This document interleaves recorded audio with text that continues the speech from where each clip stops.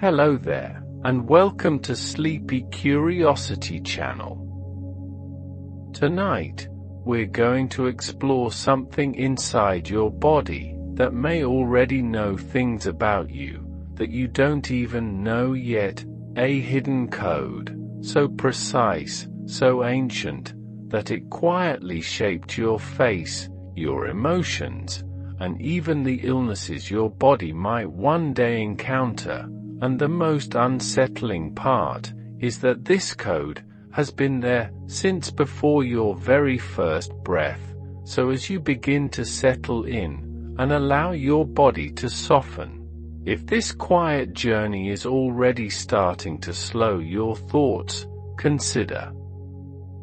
subscribing so these stories can keep finding you night after night. Now, let your breath slow just a little, and imagine that somewhere inside you, in a place so small it cannot be seen, there exists a text older than memory itself. What if, somewhere inside your body right now, in a place so small it cannot be seen, in a space so quiet it makes the silence of deep space feel almost noisy by comparison, there exists a text so ancient and so precise, that every feature of your face, every tendency of your heart, every quiet vulnerability you will ever carry through your life, was written there before you drew your first breath. And what if the most mysterious illnesses ever known to medicine, the ones that arrive without warning, that skip generations and reappear without explanation, were not random at all, but had been inscribed in that same invisible text from the very beginning? And the more we look, the more unsettling and beautiful that question becomes. Inside each one of the approximately 37 trillion cells drifting softly through your body at this very moment, there exists a complete and unabridged manual describing in extraordinary detail exactly how you were constructed. Every subtle curve of your face, every quiet and rhythmic contraction of your heart, every shade of color living in your eyes, all of it written in a language older than any civilization, older than any spoken word, older than memory itself.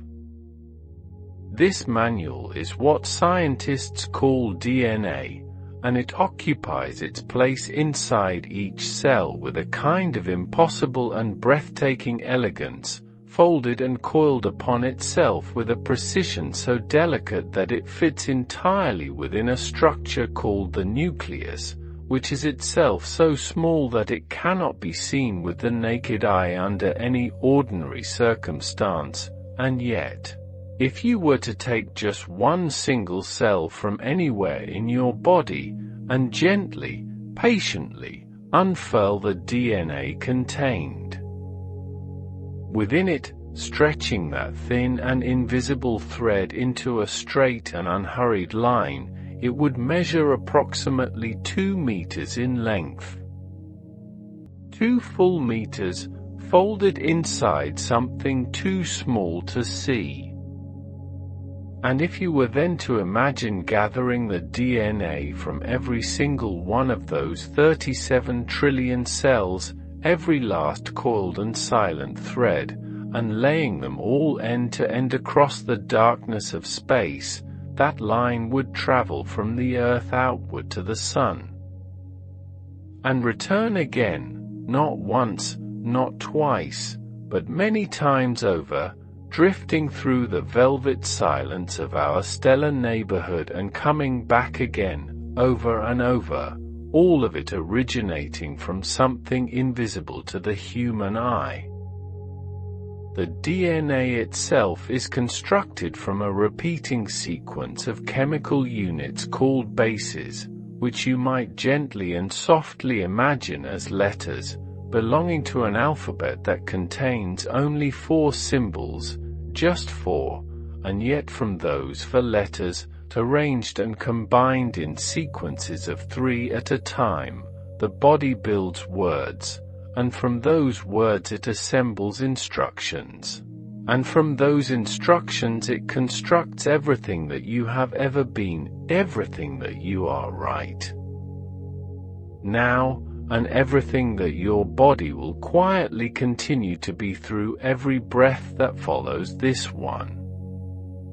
When one of those letters appears in a position where a different letter was expected, or when a letter goes missing entirely, or when a letter appears where none was ever supposed to be, the body receives an instruction slightly different from the one it was designed to follow, and it is in that quiet, almost imperceptible, almost invisible moment of difference that many genetic conditions find their deepest and most silent origin, not with a crash or a sudden announcement,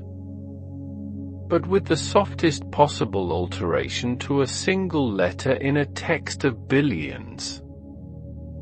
And as that quiet realization drifts through the mind like something weightless settling towards still water, consider now the 4 letters themselves, the actual characters of the alphabet that writes every living thing that has ever existed on this planet. Scientists call them adenine, thymine, cytosine, and guanine, but tonight you need not hold those names carefully in your mind. You may simply imagine them as for small and gentle shapes, for pieces of a puzzle that has been assembling and reassembling itself for billions of years in the darkness inside cells too small to see. Each of these 4 shapes is designed to recognize and bond with one specific partner and no other. Adenine reaches always and only for thymine, cytosine reaches always and only for guanine, like 4 pairs of hands scattered in a dark room that can only find each other, that have always known which hand belongs to which, and that will always find their partner no matter how many times they are separated and reunited. This faithful and unhurried system of pairing is what makes the copying of DNA possible with a fidelity that approaches the miraculous. When a cell prepares to divide and become 2 cells, the 2 strands of the DNA double helix separate gently from each other, like 2 long and intertwined threads being slowly and carefully drawn apart, and each separated strand then rebuilds its missing partner from the letters floating freely in the surrounding fluid, because each letter already knows exactly which letter belongs beside it. And the reconstruction proceeds with an accuracy so extraordinary, so consistent, so reliable across billions of letters at a time, that it feels almost impossible to believe it could ever go wrong. The word almost matters here more than almost any other word in this entire story, because it is precisely in those rare and quiet moments when the pairing hesitates, when a letter settles into a position beside the wrong partner, when the reconstruction falters for just a fraction of an instant, that something called a mutation is born, a small and often silent variation in the original text, a single letter that arrived differently than it was meant to. In the vast majority of cases, the body does not simply accept these errors without challenge. It has developed over millions of years of evolution entire systems of review and correction, teams of molecular inspectors whose sole purpose is to travel slowly and carefully along the freshly copied DNA and read it the way a careful and experienced editor reads a manuscript before it is sent to print, searching for letters that do not fit their context, for pairs that do not match the way they should, and correcting the overwhelming majority of mistakes quietly and efficiently before they have any opportunity to cause difficulty. But when those inspectors themselves encounter a moment of imperfection, or when a particular kind of error is written in a form subtle enough to pass unnoticed through every layer of review that the cell has assembled, that altered instruction is then copied faithfully into every cell that descends from that division, passed forward through generation after generation of cells, like a single quiet misprint that survived every round of proofreading and found its way permanently and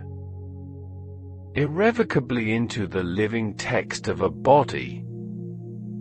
And while that gentle cellular world continues its endless and unhurried work inside you, let the breath slow just a little more, and allow the mind to drift toward something that gives all those letters their meaning, toward the structures that gather those for symbols into something larger, something with purpose and direction and consequence. If the entire DNA is the book, then the genes are its chapters, and each chapter is a specific and carefully bounded sequence of those for letters, containing within its length the complete instructions for producing one particular protein, and proteins, drifting softly and purposefully through every tissue and fluid and membrane of the body, are the true and tireless workers of the living world, responsible for nearly everything that happens inside you in any given moment of any given day. There are proteins that build structures, forming the invisible and intricate scaffolding that gives each cell its particular shape and prevents the tissues of the body from dissolving into formlessness, proteins that hold the architecture of life together the way the hidden framework of a great building holds its walls and ceilings in place without ever being seen by those who move through its rooms. There are proteins that travel through the bloodstream like small and purposeful vessels moving along quiet rivers, carrying oxygen from the lungs to the most distant and the most softly breathing corners of the body, delivering their cargo and returning for more in a cycle that never pauses from the first heartbeat to the last. There are proteins that function as molecular switches, turning entire cascades of cellular activity on and off with a precision that feels almost like conscious intention, opening pathways and closing them, adjusting the volume of biological processes the way a careful hand adjusts the light in a room to suit the hour and the mood.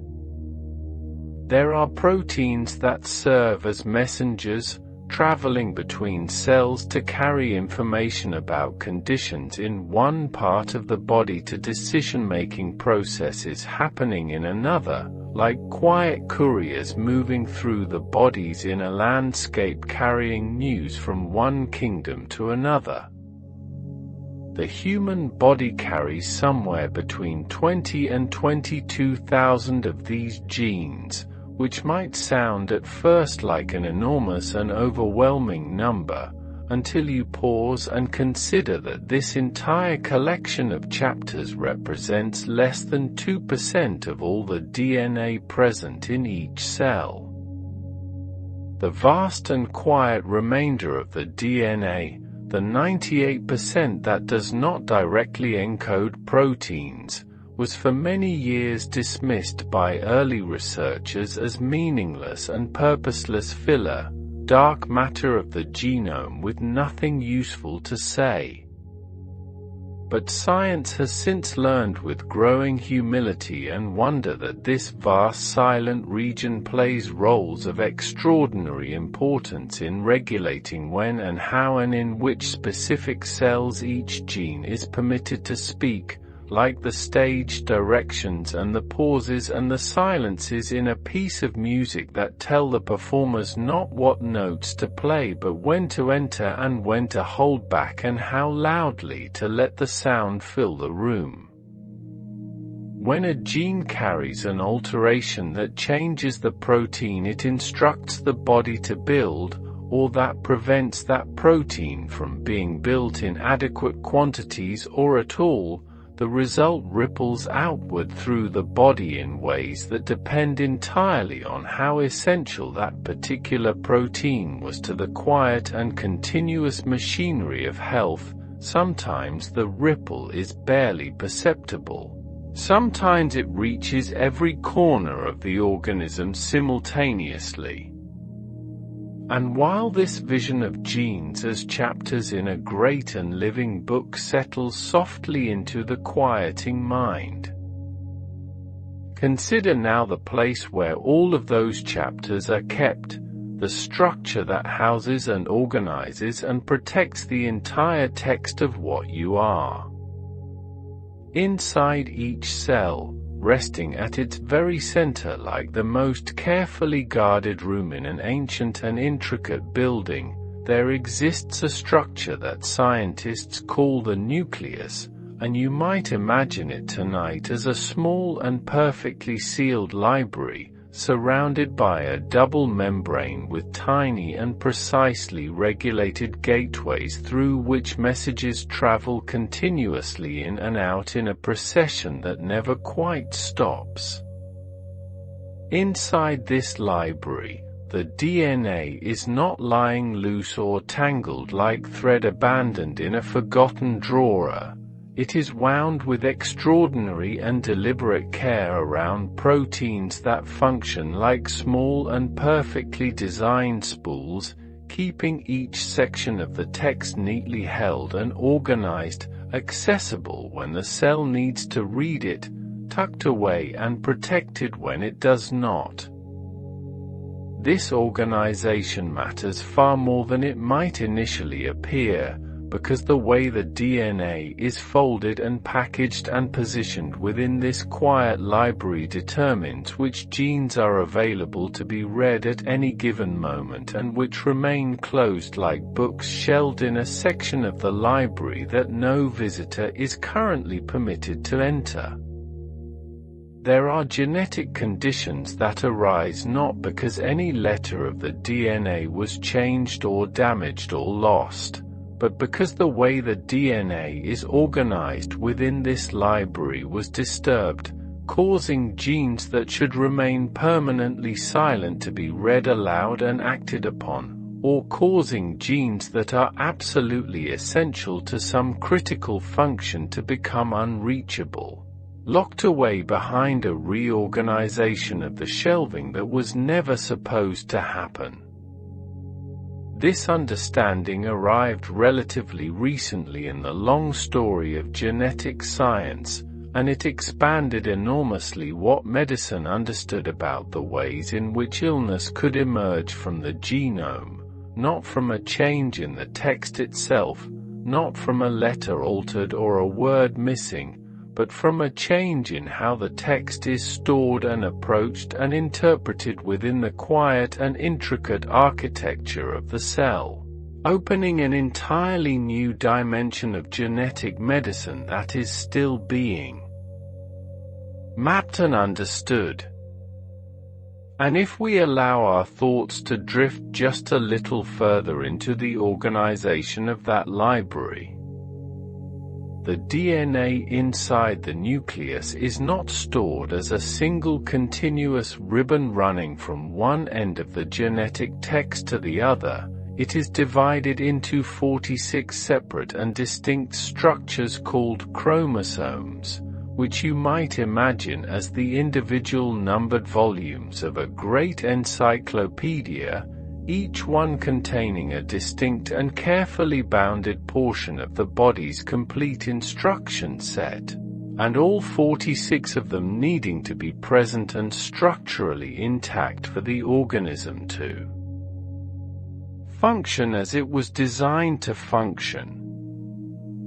These chromosomes come always in pairs, 23 inherited from the mother and 23 from the father, so that for every volume in the encyclopedia there exists a second copy, a companion edition kept beside the original on the shelf like a trusted and patient backup waiting quietly in reserve for the moment when it might be needed.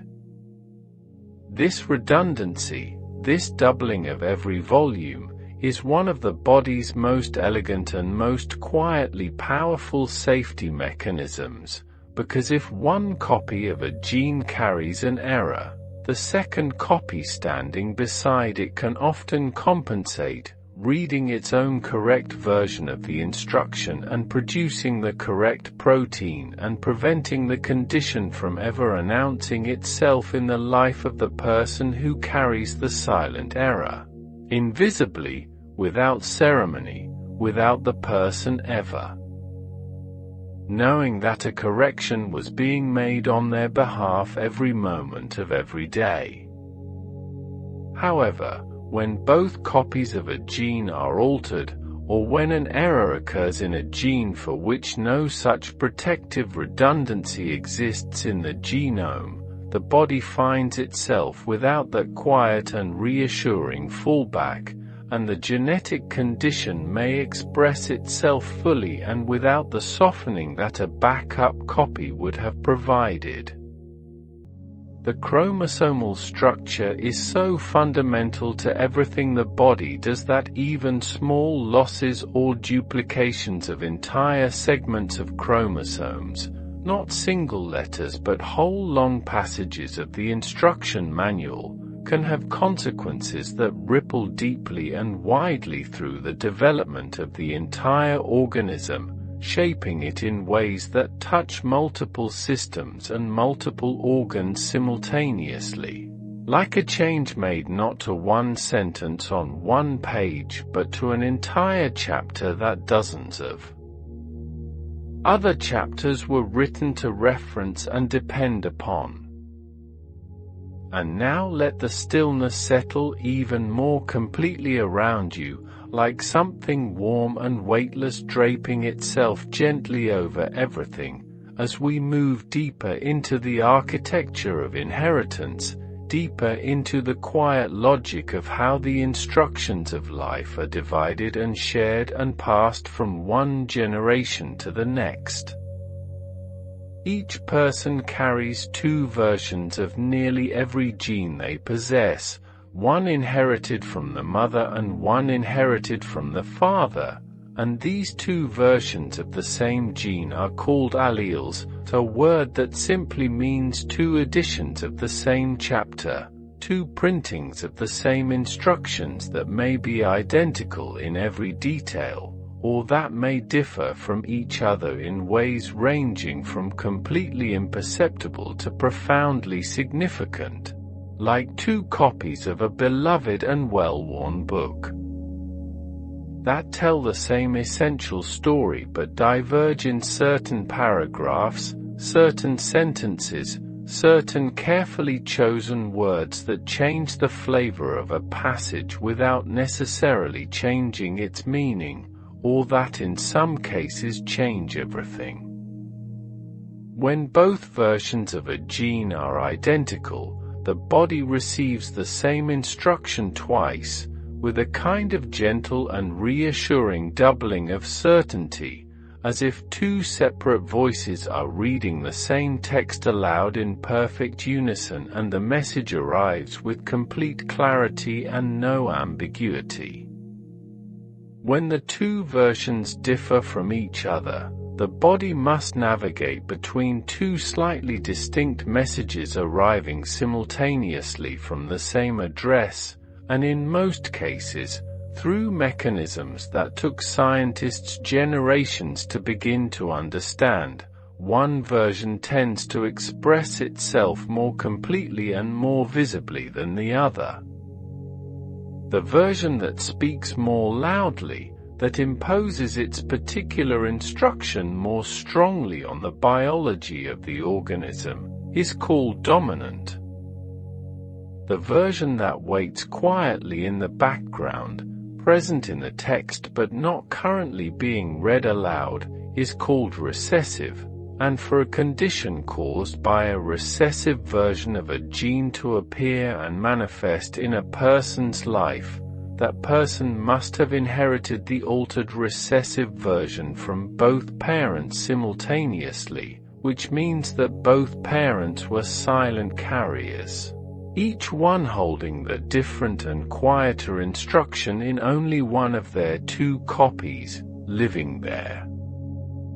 entire lives in full and untroubled health without ever knowing what they quietly and unknowingly carried within them, and without ever manifesting the condition themselves.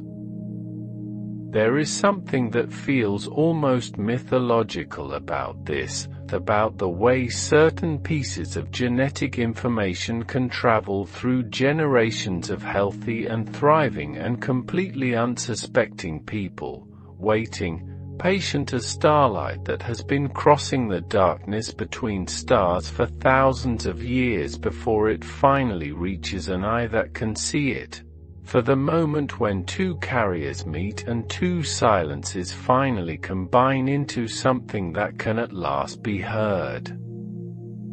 And while this quiet poetry of inheritance drifts through the softening mind,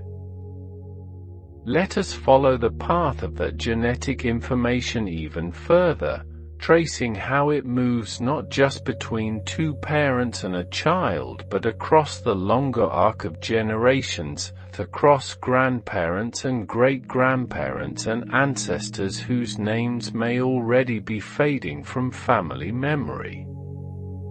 Each reproductive cell, each egg and each sperm, carries exactly half of the genetic material of the person who produced it, like a great encyclopedia of 46 volumes being carefully divided into two equal portions of 23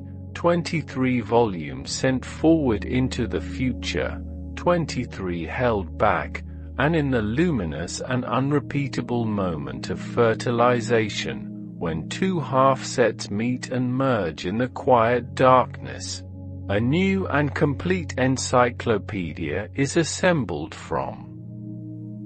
scratch, containing a combination of volumes that has never existed before in the entire 4-billion-year history of life on this planet, and that will never exist again in exactly this form, not in any future generation, not anywhere, ever.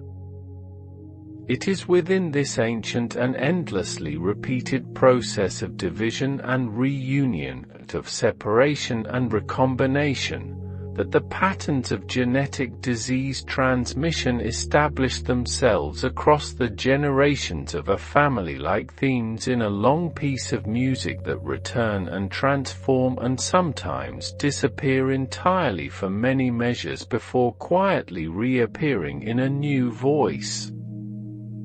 An alteration that a grandparent carried silently in just one of their genes can sleep invisibly through an entire generation, passed without announcement to children who remain completely healthy and unknowing, and then resurface in grandchildren with full and unexpected force, depending entirely on how the half-encyclopedias happen to be redistributed through the particular unions and the particular chance combinations of that family's long and unfolding story. The absence of a family history of illness is not the same as the absence of genetic risk, and understanding this distinction changed forever the way medicine approached the question of hereditary disease. And drifting now toward the specific patterns through which genetic conditions travel through families. Some conditions follow a pattern that is perhaps the most immediately dramatic and direct of all the patterns of genetic transmission, a pattern where a single altered copy of a single gene is sufficient on its own to change the course of a life. These are called dominant conditions, and the word is precisely chosen, because in these cases the altered gene does not wait quietly for a second defective copy to arrive and confirm the message before making itself known. It speaks loudly enough on its own, and its voice changes the biology of the organism even in the presence of a perfectly functional second copy sitting quietly and helplessly alongside it. Imagine a very large ensemble of musicians, all of them reading from the same score, all of them playing in careful harmony, and then imagine one musician who begins to play a completely different melody, a melody that has nothing to do with the score that everyone else is following, and who happens to be positioned at the very center of the ensemble, and amplified in a way that makes their discordant notes reach every corner of the room, making it impossible for the collective harmony of all the others to fully absorb and overcome the disruption, even though every other musician is playing exactly as they should and exactly as they always have. This is the essential mechanism of many dominant genetic conditions. The altered protein produced by the defective copy of the gene is not merely absent or ineffective in a passive way. In many cases it actively interferes with the normal proteins around it, like a misfolded component that lodges itself in a biological pathway and prevents all the correctly formed components from completing the work they were designed to do, blocking the function of the healthy proteins through its very presence rather than simply through its absence. A person who carries a single altered copy of a dominant gene has exactly a 50% chance of passing that alteration to each child they have, because when the time comes to divide the encyclopedia in half and send 23 volumes forward into the next generation, there is always an equal probability of sending the volume containing the altered version or the volume containing the functional one, and that probability is recalculated fresh and independently for every child. Without any memory of what was sent before, without any tendency toward balance across siblings, purely and simply as a new flip of the same coin each time. And while the logic of dominance settles into the quiet mind like something finding its natural resting place, the recessive pattern of transmission carries within it a quality of invisibility so complete and so enduring that it remains one of the most quietly remarkable phenomena in all of human genetics. For a recessive condition to manifest, a person must inherit the altered version of the gene from both parents at the same time, two copies of the same quiet variation arriving together in the same newly formed cell at the same singular moment of creation, and producing for the first time an organism without any functional version of that gene available anywhere in its genome to offer compensation or relief. Those who carry only one altered copy and one functional copy are called carriers, and the vast majority of them will never know that they carry anything at all, will never experience any symptom, will never receive any signal from their own biology that anything is different. The challenge arises in that tender and entirely unpredictable moment when two carriers happen to meet and choose to build a life together, neither one knowing what the other quietly holds, neither one aware that their shared silence is carrying a hidden message that their children may one day receive in full. In that pairing, each child conceived by two carriers faces a 1 in 4 chance of inheriting both altered copies and manifesting the condition fully, a 1 in 2 chance of becoming a carrier like the parents, present and healthy and unknowing, and a 1 in 4 chance of inheriting two perfectly functional copies and carrying no trace of the alteration at all. These probabilities were first described with clarity and precision not in a gleaming modern laboratory surrounded by the instruments of contemporary science, but in the quiet of a monastery garden in the middle of the 19th century, by a patient and methodical monk named Gregor Mendel, who spent years watching the inheritance of visible traits across generations of carefully tended pea plants, and whose observations were so precisely correct that they remain among the most reliably predictive tools in all of clinical genetics to this very day, as useful and as accurate as the afternoon he first wrote them down in the unhurried silence of that garden. Let the breath move through you now like a long and gentle tide, unhurried, carrying nothing with it but the quiet permission to rest, and allow the mind to drift toward a question that has shaped the history of medicine in ways that are still unfolding, the question of what happens when the reading of the genetic text goes wrong not at the level of a single letter, but at the level of the entire process of translation, of the long and intricate journey from instruction to action that every protein must complete before it can do any work at all. The DNA inside the nucleus is never directly exposed to the machinery that builds proteins, it never leaves its library, never travels to the workshop where the actual construction happens. Instead, a copy is made, a working transcript that carries the message from the quiet and protected interior of the nucleus out into the surrounding fluid of the cell, like a careful scribe who makes a faithful copy of a page from a rare and irreplaceable manuscript, and carries that copy to the place where the work will be done, leaving the precious original safely behind in its protected home.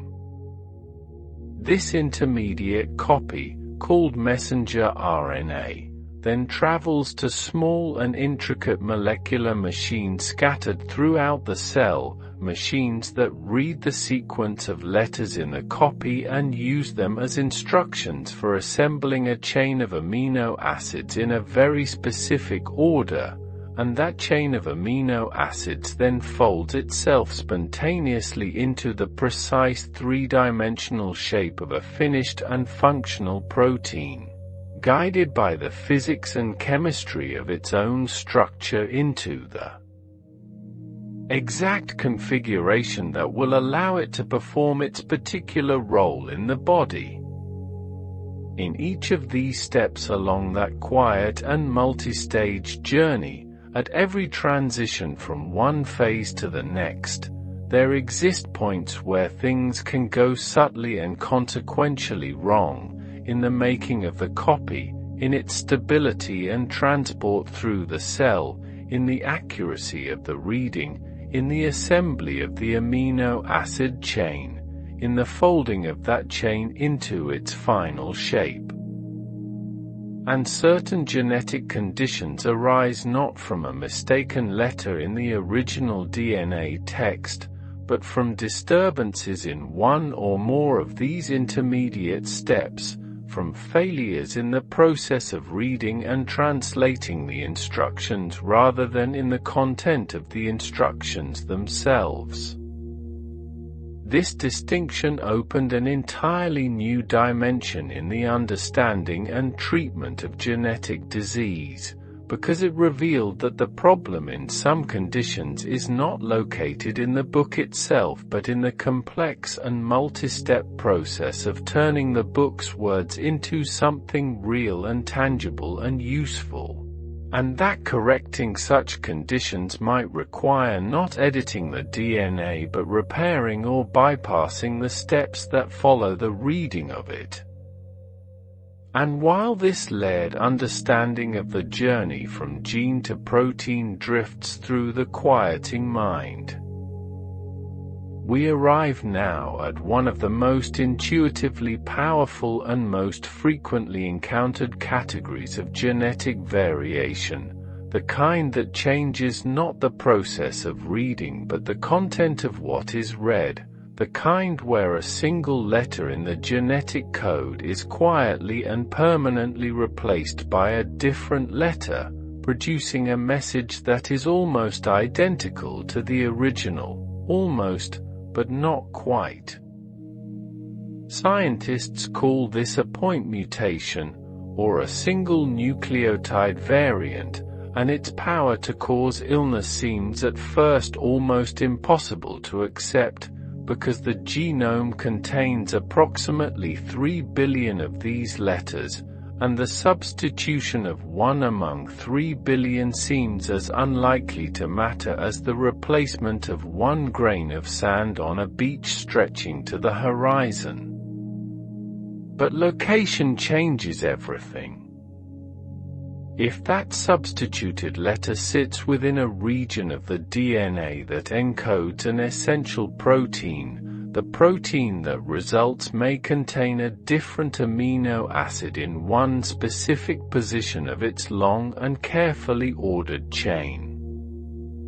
Amino acids are the individual molecular units that proteins are assembled from, like beads threaded one by one onto a string in an order that determines everything about the three-dimensional shape the string will eventually fold itself into, and changing even a single bead, in even a single position, can cause the entire string to fold differently than it was designed to fold, can produce a shape that no longer fits the biological space the protein was meant to occupy, no longer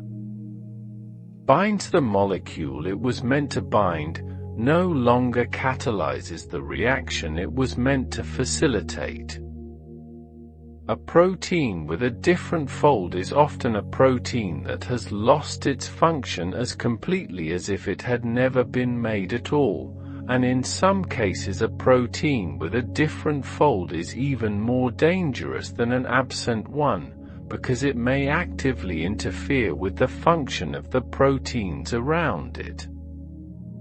The anemia called sickle cell disease emerges from exactly this kind of single-letter substitution, in precisely one position of the gene that encodes hemoglobin, the protein that carries oxygen inside the red blood cells that drift through every capillary of the body, one letter changed, one amino acid different, and the hemoglobin molecules that result behave in a way that the original version never did, clumping together in long rigid fibers when they release their oxygen,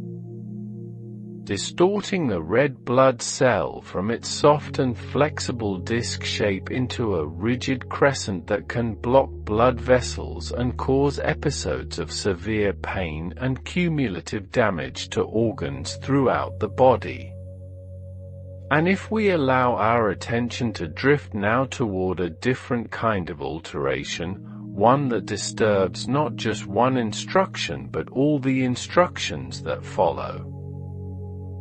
there exists a type of mutation that is in many ways more disorienting than the simple substitution of one letter for another, and it begins with something that seems even simpler, the disappearance of a letter, a deletion, the quiet and permanent absence of one or more bases from a sequence that was always supposed to contain them. To understand why this kind of loss can be so profoundly disruptive, Imagine a long text that is meant to be read in groups of exactly 3 letters at a time, with no spaces between groups, each triplet forming a complete and meaningful word. Now remove a single letter from somewhere in the middle of that text, and observe what happens to everything that follows.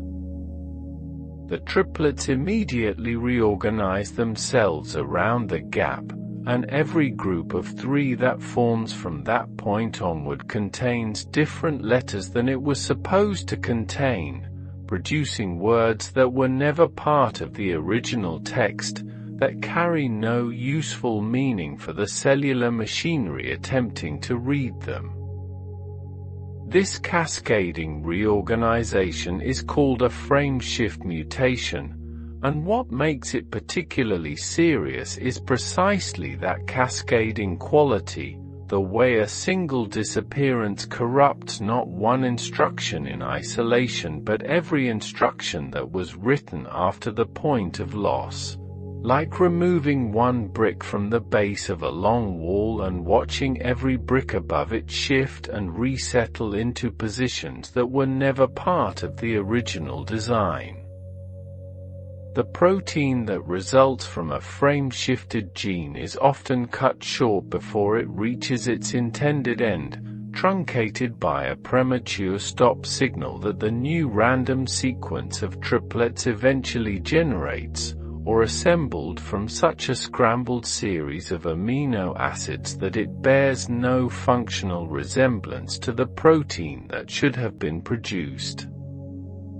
Cystic fibrosis, one of the most carefully studied genetic conditions in the history of medicine, is caused in the majority of cases by a deletion of just 3 letters from a specific gene, a loss so tiny against the vastness of the genome that locating it feels like finding a missing comma in the complete works of a prolific novelist, and yet that tiny absence removes a single amino acid from the protein that results, and that single missing piece is enough to prevent the protein from folding correctly, enough to compromise its function in the mucous membranes and secretory glands of the lungs and the pancreas and the liver and the sweat glands, enough to reshape the entire health trajectory of a person from their earliest days of life. And while the quiet enormity of that single missing amino acid settles into the mind like something unexpectedly heavy,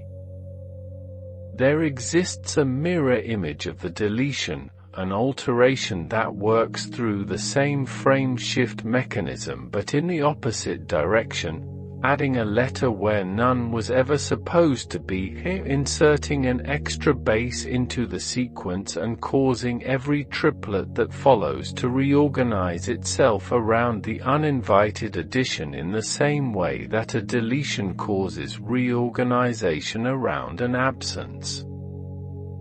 This is called an insertion mutation, and it produces the same kind of cascading disruption, the same downstream scrambling of instructions, the same tendency to generate premature stop signals that cut the resulting protein short before it can be completed. What makes insertions particularly interesting from a scientific perspective is a phenomenon that reveals something almost poetic about the resilience hidden within biological systems. In certain rare and remarkable cases, an insertion and a deletion can occur in close proximity within the same stretch of a single gene, and if the displacements they create happen to be complementary, if the extra letter added by the insertion and the missing letter removed by the deletion cancel each other out in terms of their effect on the reading frame,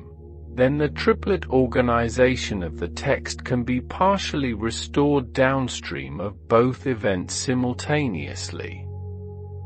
The protein that results from this accidental compensation may be imperfect, may carry traces of the disruption in the region between the two events, but it may retain enough of its intended shape and function to soften the severity of the condition considerably, to allow the organism to live and function in ways that would not have been possible if only one of the two mutations had occurred.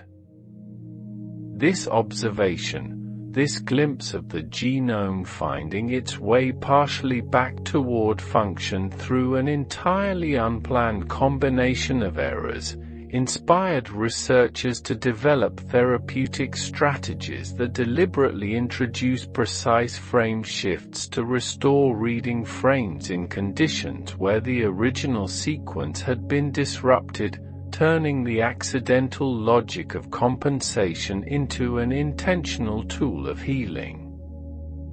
Let the weight of everything you are carrying today dissolve now, slowly, like mist releasing itself from a surface that has finally grown warm enough to let it go, and allow the mind to drift toward a phenomenon that feels almost too strange to be biological, a mechanism of mutation so unlike the substitutions and deletions and insertions we have explored that it seems to belong to a different category of strangeness entirely. Because it does not change a letter, it does not remove 1, it does not add 1 in the wrong place, instead, it causes a short and specific sequence of letters to be copied repeatedly again and again, like a printing machine that develops a fault in its rhythm and begins to reproduce the same line over and over onto the page,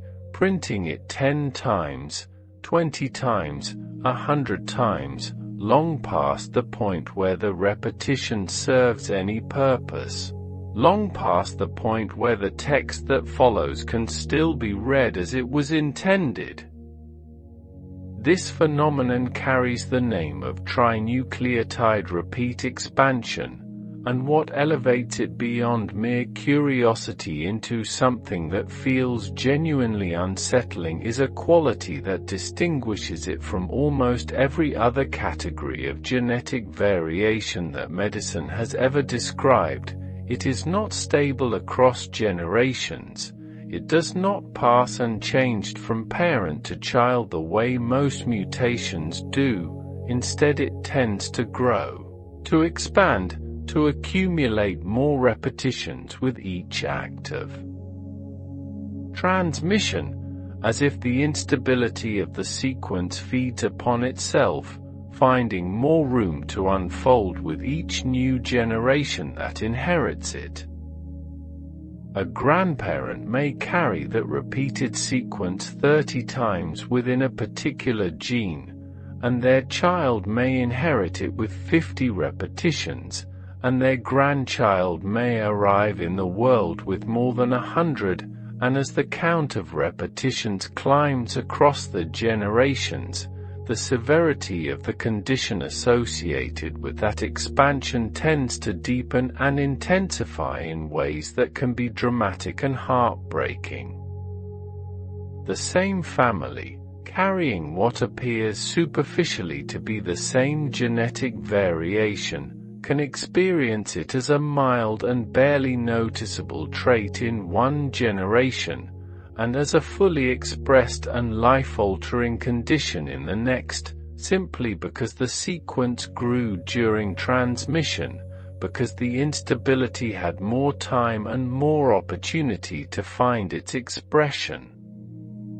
The disease of Huntington follows precisely this mechanism, a sequence of 3 letters repeating an abnormally high number of times within a specific gene on a specific chromosome, producing a protein with a long and rigid tail that is not present in the normal version of that protein, a tail that behaves in ways deeply toxic to the neurons of certain regions deep within the brain, accumulating within those cells, interfering with their function, damaging them slowly and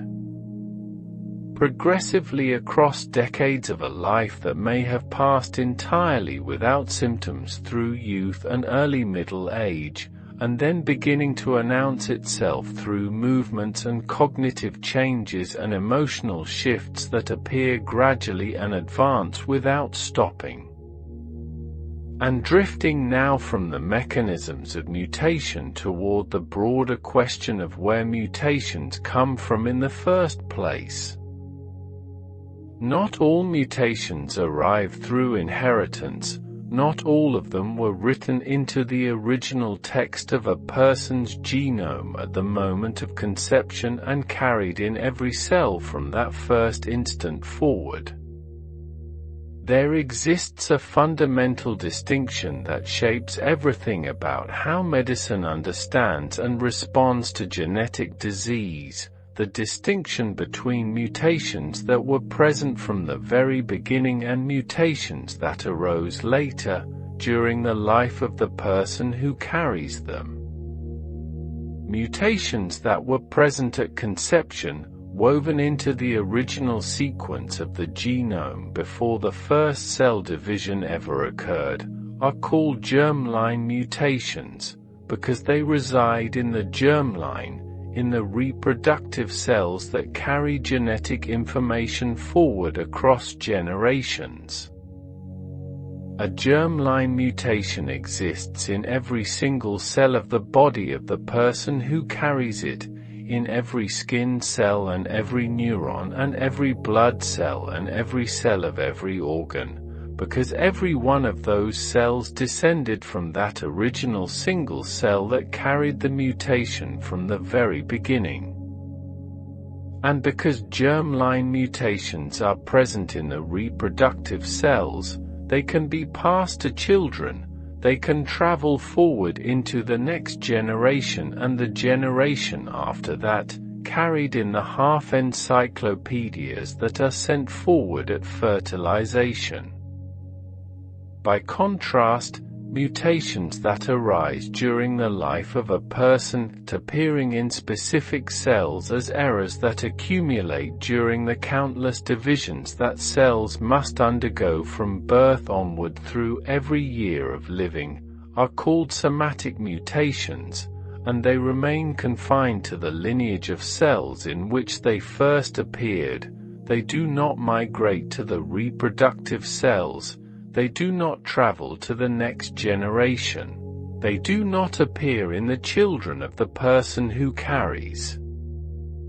them, but they can cause serious illness within the body where they arose, and they are responsible for the vast majority of cancers that develop across a human lifetime. Tumors that begin in a single cell where an accumulation of somatic mutations has disrupted the normal regulation of growth and division. Understanding this distinction between germline and somatic, between the inherited and the acquired, between the mutation that was there from the beginning and the one that arrived during the living of a life, is essential to everything that follows in the clinic, determining the questions asked about family risk, the recommendations made about testing of relatives, and the strategies chosen for treatment and for prevention.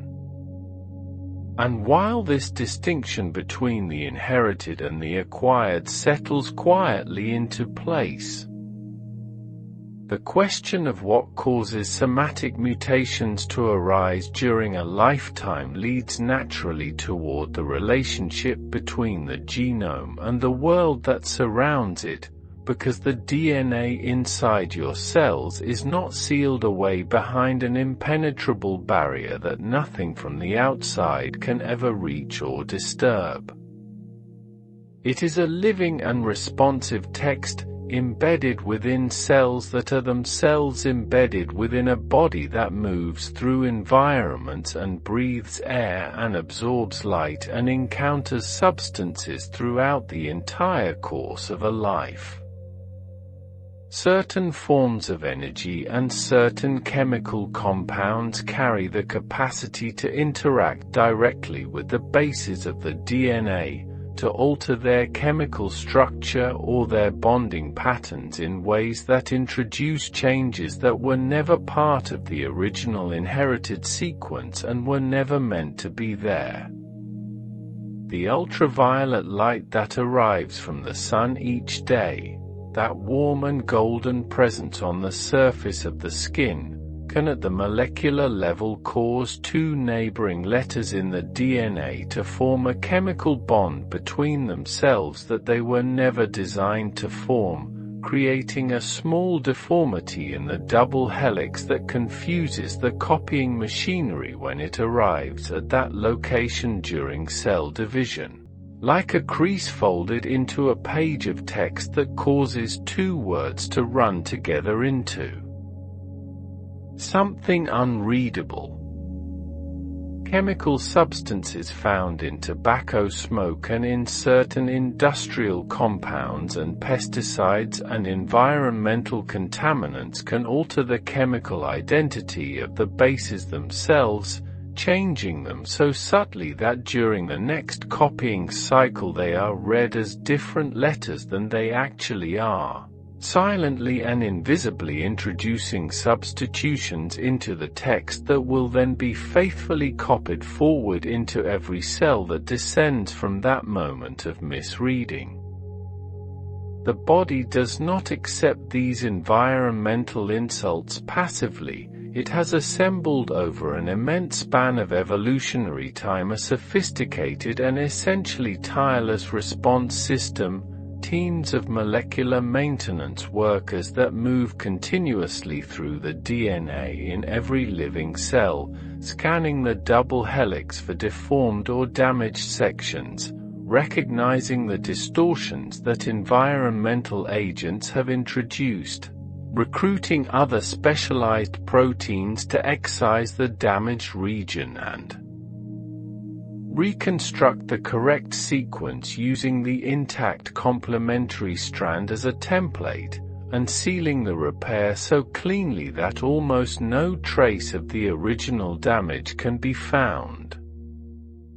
This system operates with a quiet and remarkable efficiency that corrects the vast majority of environmentally induced damage before it can settle into a permanent mutation. But when the volume of damage arriving faster than the repair teams can process, or when the genes that carry the instructions for building those repair proteins are themselves altered and non-functional, errors begin to accumulate at a rate that the overwhelmed system cannot match, and it is through this mechanism, through this slow and patient accumulation of unrepaired damage, that prolonged environmental exposures increase the risk of acquired genetic disease across a lifetime.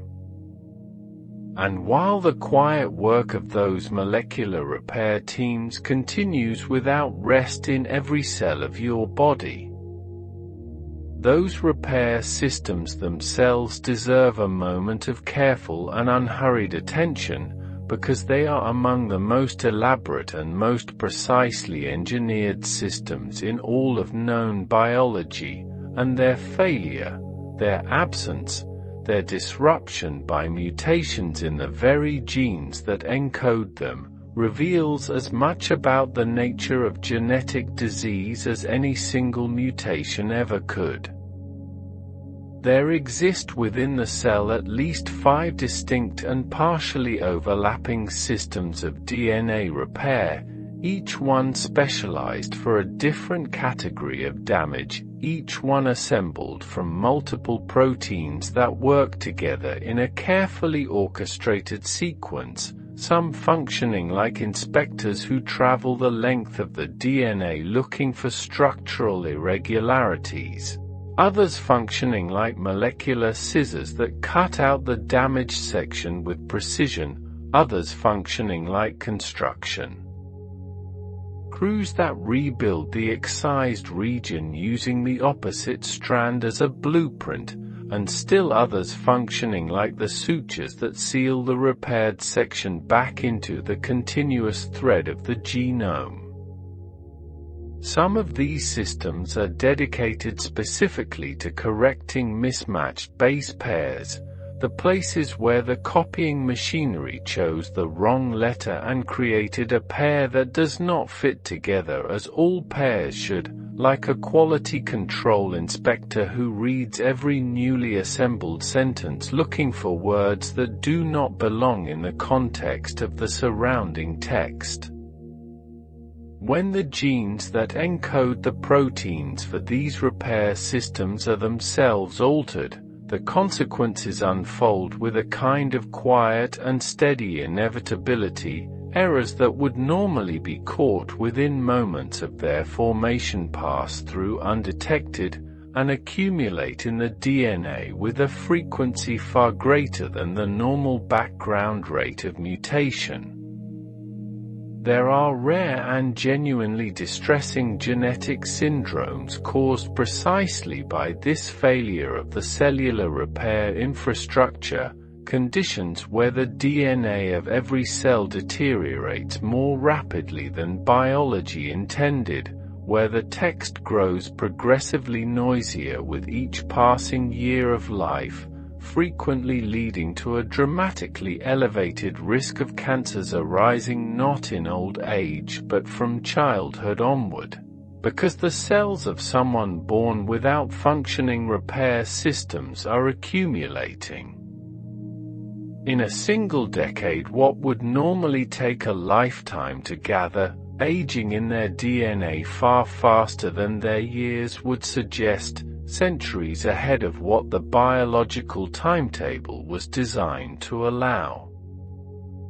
Let the weight of the day dissolve a little more completely now, let each breath carry a little less tension than the one before, and allow the mind to wander gently into one of the most quietly extraordinary phenomena in all of molecular biology, a phenomenon that feels almost impossible to believe the first time it is encountered, because it describes a genetic alteration that does not stay the same as it passes from one generation to the next, but that grows, that expands, that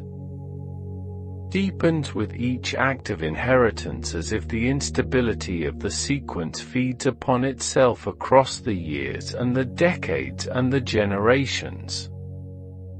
There exists a category of mutation where the alteration is not a substitution or a deletion or an insertion of one or a few letters, but rather the excessive repetition of a short sequence, a triplet of letters that normally appears a certain number of times within a gene and that in affected individuals begins to be copied over and over again beyond the normal range. Like a printing press that becomes briefly but critically stuck on a single line and reproduces it dozens of times before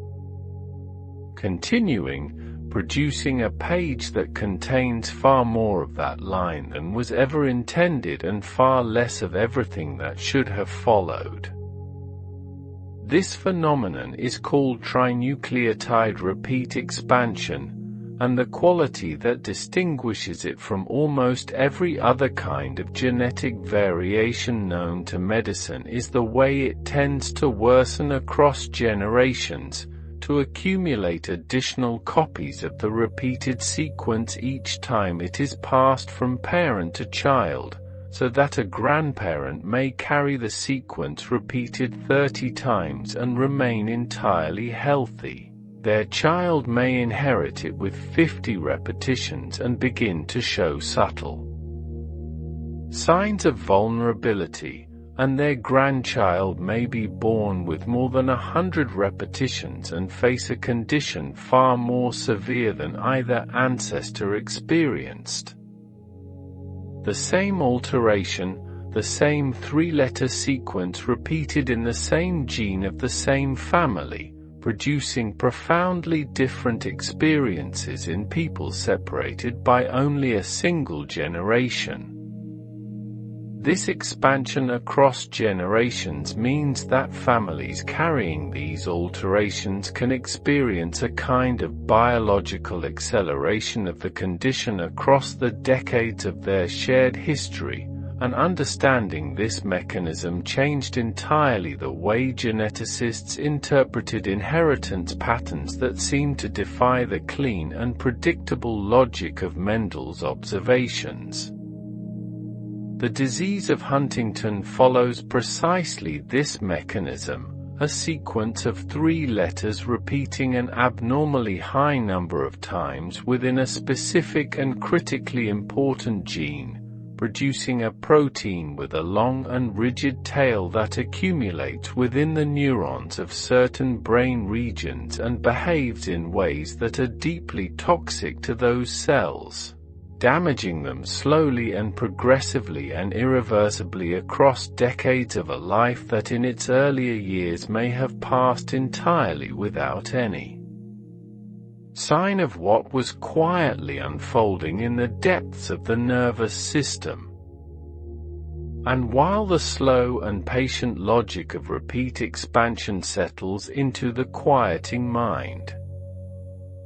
we turn now toward a distinction that may seem simple on its surface but that carries within it some of the most important implications in all of clinical genetics, the distinction between mutations that were present in a person from the very first instant of their existence, and mutations that arrived later, arising in specific cells during the ongoing life of the body rather than being written into the original text at the moment of conception.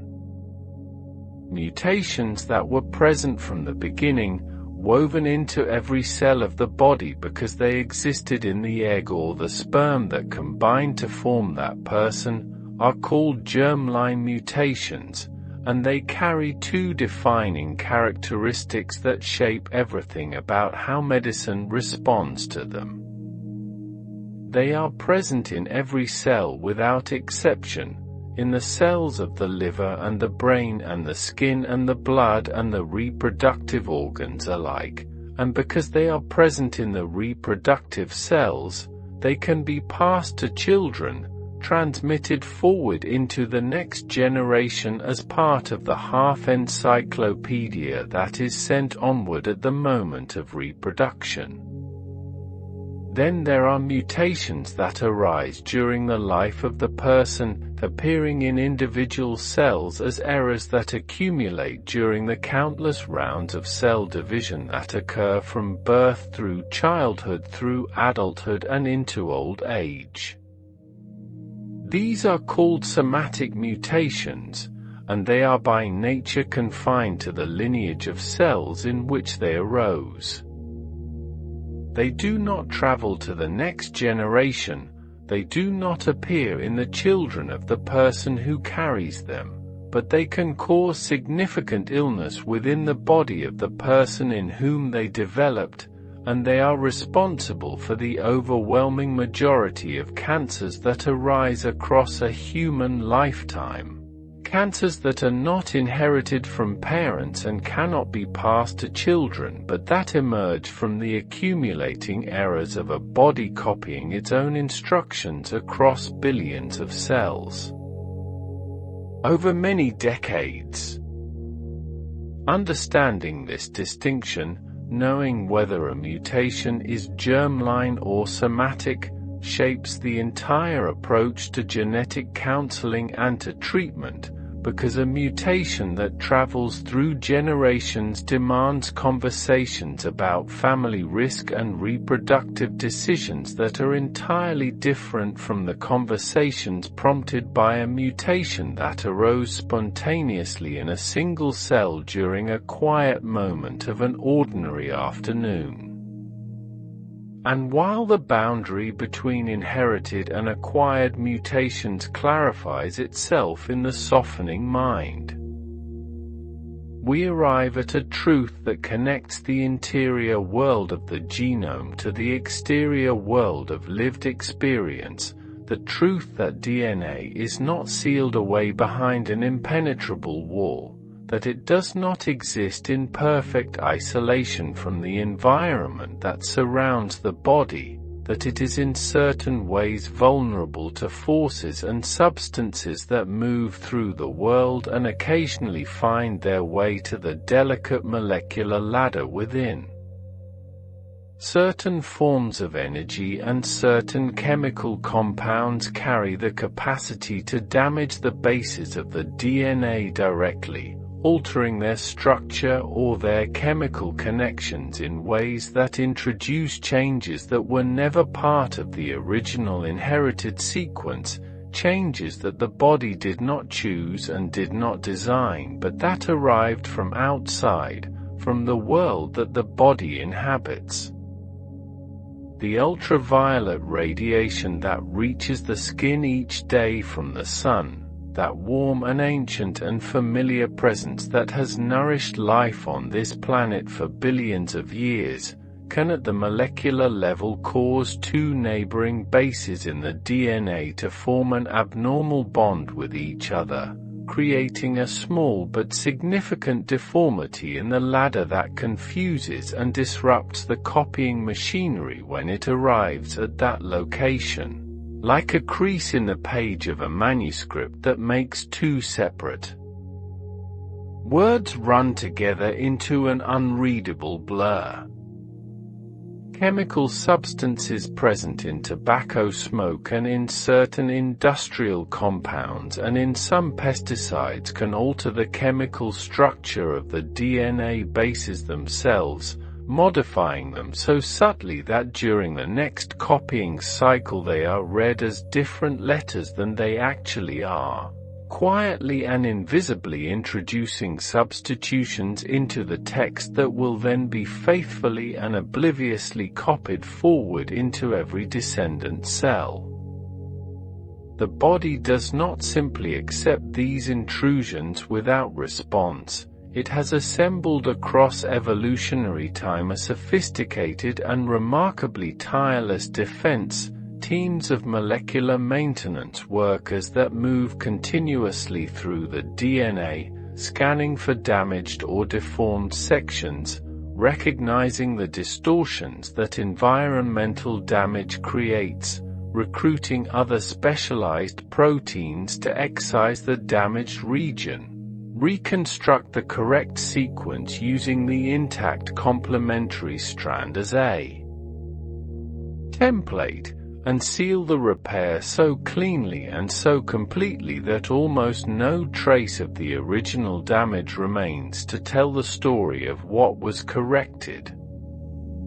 But when the volume and frequency of damage from environmental exposure exceeds the capacity of these repair teams to keep pace with the accumulation, or when the genes that carry the instructions for building those repair proteins are themselves altered by mutation, the errors begin to accumulate faster than they can be addressed, settling into permanent mutations that will be copied forward into every subsequent generation of cells. And it is through this slow and patient mechanism that prolonged environmental exposures across a lifetime gradually increase the risk of acquired genetic disease, not through any sudden or dramatic transformation, but through the quiet and relentless accumulation of small uncorrected errors in a text that was always meant to be more carefully maintained. And while this understanding of the relationship between environment and genome settles like something clarifying into the mind, the repair systems of the cell deserve their own moment of contemplation, because they are among the most elaborate and the most carefully evolved systems in all of human biology. And what happens when they fail reveals as much about the nature of genetic health as what happens when they succeed. There exist within the human cell at least 5 distinct and specialized systems of DNA repair, each one evolved to recognize and correct a different category of damage, each one composed of multiple proteins working in a carefully coordinated and sequential collaboration. Some of these systems are designed to identify and correct mismatched base pairs, the places where the copying machinery chose the wrong letter and placed it beside a partner it was never meant to have, reading the surrounding context to determine which letter was the error and replacing it with the correct one before it can be copied again. Other systems are designed to find bases whose chemical structure has been altered by environmental exposure or by spontaneous chemical reactions within the cell, cutting out the damaged section of the DNA strand with precision and reconstructing the correct sequence from the information preserved in the complementary strand that remains intact. Still other systems are specialized for the most catastrophic form of DNA damage, the double-strand break, where both strands of the double helix have been severed simultaneously at the same location, leaving two free ends that must be carefully identified and rejoined with enough accuracy to preserve the reading frame of the genes in the vicinity. When the genes that encode the proteins that build and operate these repair systems are themselves altered by mutation, the consequences unfold with a kind of slow and quiet inevitability that makes them particularly difficult to observe until they have already progressed significantly. Errors that would normally be caught by the first or second layer of review pass through all the layers undetected, and accumulate in the DNA with a frequency far greater than what the normal biology of the cell was designed to tolerate. There are genetic syndromes caused precisely by this kind of failure in the repair infrastructure, conditions where the genome deteriorates more rapidly than the normal passage of time would predict, where the accumulation of uncorrected mutations accelerates dramatically, leading to a greatly elevated risk of cancer arising from very early in life. Because the cells of a person born without functional repair systems are accumulating what amounts to a lifetime of errors at a pace that the biological timetable was never designed to sustain. And now let the stillness deepen around you like a tide coming in very slowly, like the gradual and imperceptible lowering of light at the end of a long and beautiful day, as we move into a territory of genetics that carries within it something almost philosophically reassuring, the discovery that not all changes to the genetic text have consequences, that the genome possesses within its own architecture a kind of built-in forgiveness, a redundancy that allows certain letters to be quietly substituted for others without any disruption to the message that the cell ultimately receives. There exists a category of mutation that carries what may be the most gently paradoxical name in all of molecular biology, the silent mutation, where a letter in the code is changed permanently and irrevocably, and yet the instruction the body receives as a result of reading that changed letter remains exactly the same as the instruction it would have received from the original, as if the alteration happened in the margin of the text rather than in the text itself, as if the change was written in invisible ink that the cellular machinery cannot see. This happens because of a quality built into the genetic code called redundancy, a kind of synonymy, where many of the three-letter words that instruct the cell to incorporate a specific amino acid into a growing protein chain have multiple equivalent forms, other combinations of three letters that mean precisely and completely the same thing to the ribosome reading them. Like a language in which several entirely different spellings of the same word all produce the same sound when spoken and the same meaning when understood, the difference visible on the page and real at the molecular level but entirely without consequence at the level of the protein that results. A significant proportion of all the mutations that occur naturally throughout a human lifetime as cells divide and DNA is copied belong to this silent category, arriving without announcement, changing nothing functional, leaving no trace in the proteins produced, passing through generation after generation of cells without ever disturbing the quiet and continuous work of the body, without ever announcing themselves to any test or any symptom. This phenomenon was fundamental to the scientific understanding that the human genome carries an enormous and somewhat surprising quantity of variation between one person and another, that no two human genomes are identical, that every person alive carries millions of positions in their DNA that differ from the positions in the genome of the person sitting nearest to them, and that the vast majority of those differences are silent, neutral, utterly without consequence for health or disease. This understanding became increasingly important and increasingly urgent as genetic testing grew more accessible and more detailed across the first decades of the 21st century, because the capacity to read the entire genome of a person, to identify every letter in a text of 3 billion, brought with it an enormous responsibility to interpret what was found with wisdom and with restraint, to resist the powerful temptation to mistake difference for damage, to resist the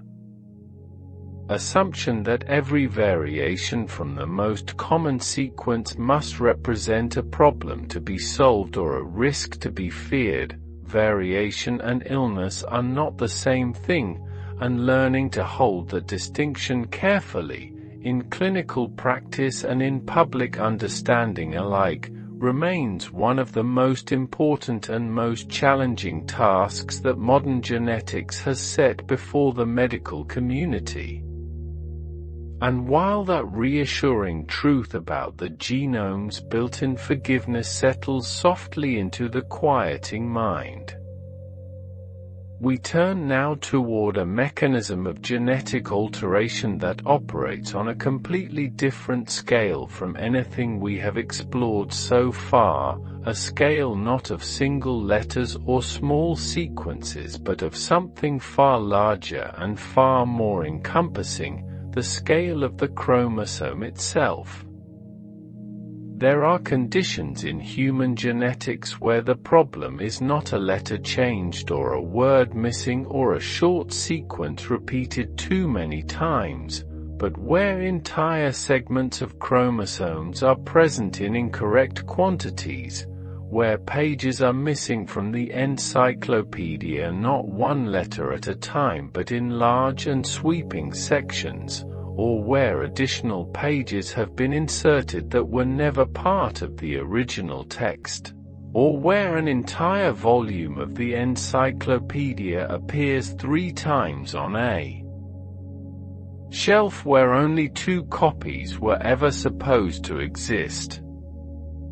When disturbances occur at this scale, the consequences are inevitably broader and more wide-reaching than those caused by alterations in a single gene, because a chromosomal imbalance does not disrupt one instruction, it disrupts hundreds or thousands of instructions simultaneously, affecting every gene contained within the affected segment at the same time. Like a change made not to one carefully chosen word but to an entire chapter that dozens of other chapters were written to.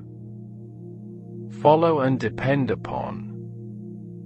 The conditions that arise from these large-scale chromosomal disturbances are called chromosomal disorders, and they tend to affect multiple systems of the developing organism at once, shaping the body in ways that touch many organs and many functions simultaneously, because the missing or duplicated instructions were never instructions for just one thing but for many things at once, woven together across the affected stretch of genetic material in ways that cannot be easily separated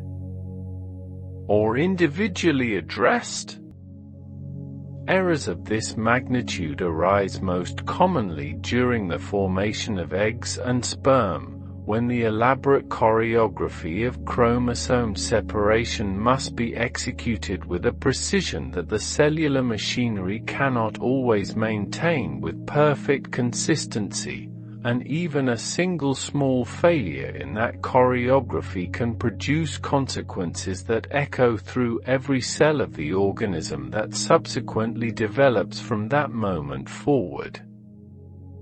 And if we follow that thread to its most fundamental and its most consequential expression,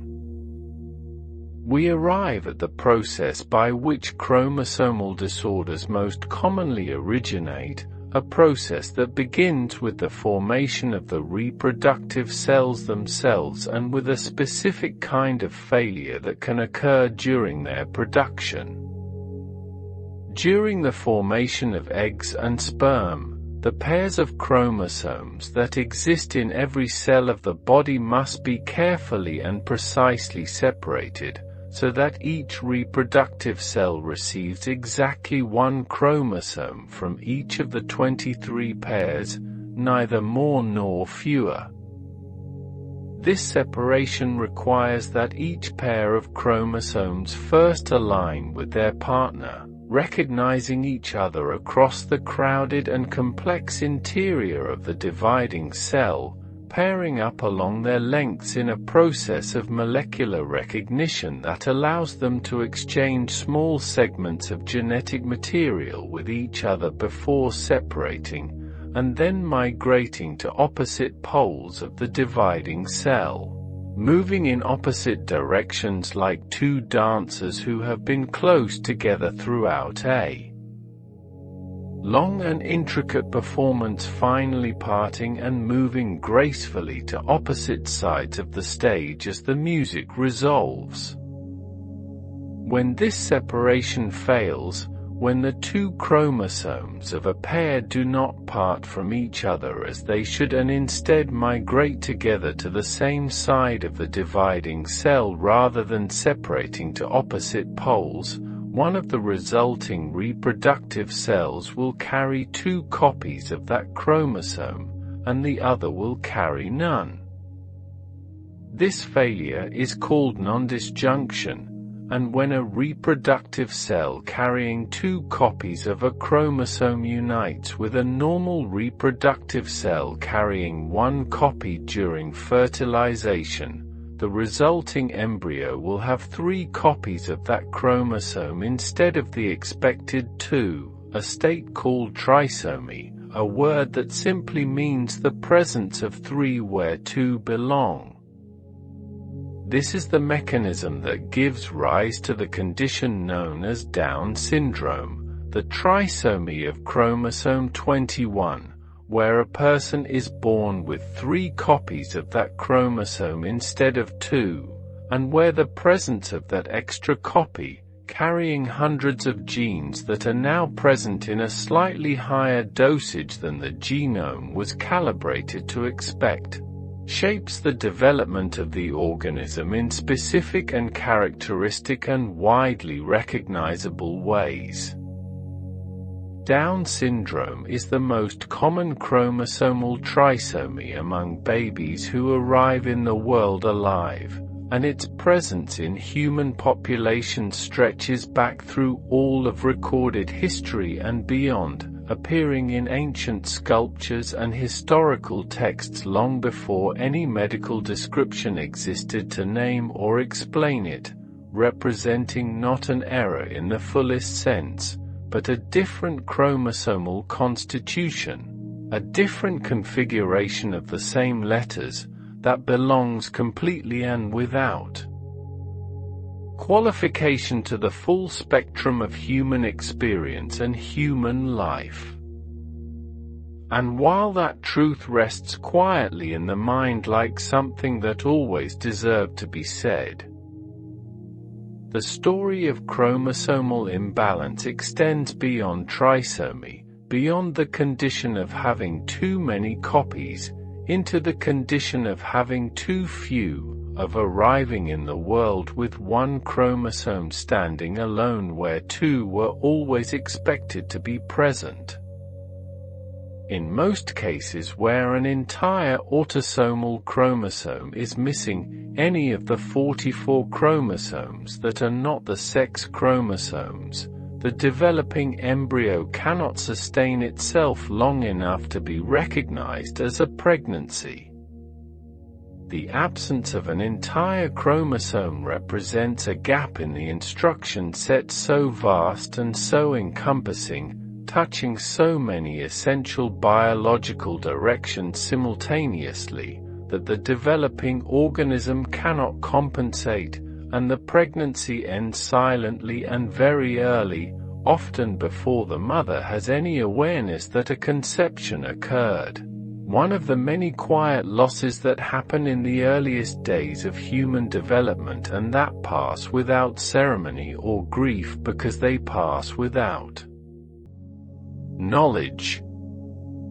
The exception to this general incompatibility with survival involves the chromosomes that determine biological sex, and specifically the condition that arises when a person is born with only one sex chromosome, the single X chromosome, with no second sex chromosome present alongside it. This condition is called Turner syndrome, and the people who carry it are always female in their biological development, shaped by the single X they possess and by the absence of the partner chromosome that most people carry alongside it. The condition manifests in characteristic ways, the stature that tends to be shorter than the family background would otherwise predict, certain distinctive features of the neck and the chest, and in most cases an infertility that results from ovaries that do not develop fully without the guidance of a second sex chromosome during fetal development. And yet the lives that unfold within this chromosomal constitution are as varied and as rich and as full of meaning and connection as any other, because while Turner syndrome shapes certain aspects of development, it shapes a person, not a limitation, and with appropriate medical understanding and support many of those who carry it live in full and excellent health across a complete and meaningful lifetime. Let the quiet of this hour wrap around you now like something patient and enduring, like the silence between stars that has been there longer than any sound, and let the breath continue its slow and faithful rhythm as we move into the territory of chromosomal rearrangements, into the story of what happens when pieces of chromosomes do not simply disappear or multiply but migrate, detaching from their original home and reattaching somewhere entirely different, somewhere they were never part of the original design. This phenomenon is called a translocation, and it represents one of the most structurally complex events that can occur in the choreography of the chromosomes. A segment of one chromosome separates from its neighbors along the chromosome, detaches cleanly from the volume of the encyclopedia where it has always resided, and reattaches itself to a completely different chromosome, settling into a new location among genes that were never its neighbors before and that did not expect to find it there. When this migration involves a balanced exchange, when the segment that travels to a new chromosome carries with it approximately the same amount of genetic material as the segment it displaced or replaced, the person carrying this rearrangement may possess a complete and intact set of genetic instructions, just distributed differently across the chromosomes than the standard arrangement would predict, reorganized rather than diminished or expanded, and in many cases such a person experiences no symptoms at all, living their entire life without any awareness that their chromosomes are arranged in an unusual configuration. The hidden complexity reveals itself not in the health of the carrier but in the challenge that arises when the time comes to form reproductive cells, because when rearranged chromosomes attempt to pair with their normal partners during the formation of eggs or sperm, the geometry of that pairing becomes intricate and unpredictable, and the resulting reproductive cells may carry unequal amounts of genetic material, some with an excess of a particular region and others with a deficit. So that pregnancies conceived by a balanced carrier have an elevated likelihood of chromosomal imbalance, elevated likelihood of loss, an elevated likelihood of a child born with a condition caused by that imbalance. There exists even a form of Down syndrome that arises not from a freely floating extra chromosome 21 but from a chromosome 21 that has been translocated, attached to another chromosome like a page that was removed from its original volume and bound permanently into a different one. And in this translocation form the condition can be transmitted through a family from a parent who is a balanced carrier, creating a pattern of recurrence that looks nothing like the sporadic non-disjunction that causes the more common form, and that requires the chromosomal analysis of both parents to fully understand. And while the quiet complexity of chromosomal rearrangement drifts through the softening mind, there exists another kind of structural change that is in some ways even more geometrically disorienting than the translocation, because it involves not the migration of a chromosomal segment to a new location but its rotation, the turning of a segment around so that its letters face in the opposite direction from the one they were always meant to face. This is called an inversion, and it begins when a segment of a chromosome breaks free at both of its ends simultaneously, detaches from the chromosome at two separate points, rotates 180 degrees in the surrounding cellular fluid, and reinserts itself at the same location from which it departed, but now oriented in reverse. Like a chapter removed from a book and rebound into the same position with its pages in backwards order, the word still present, the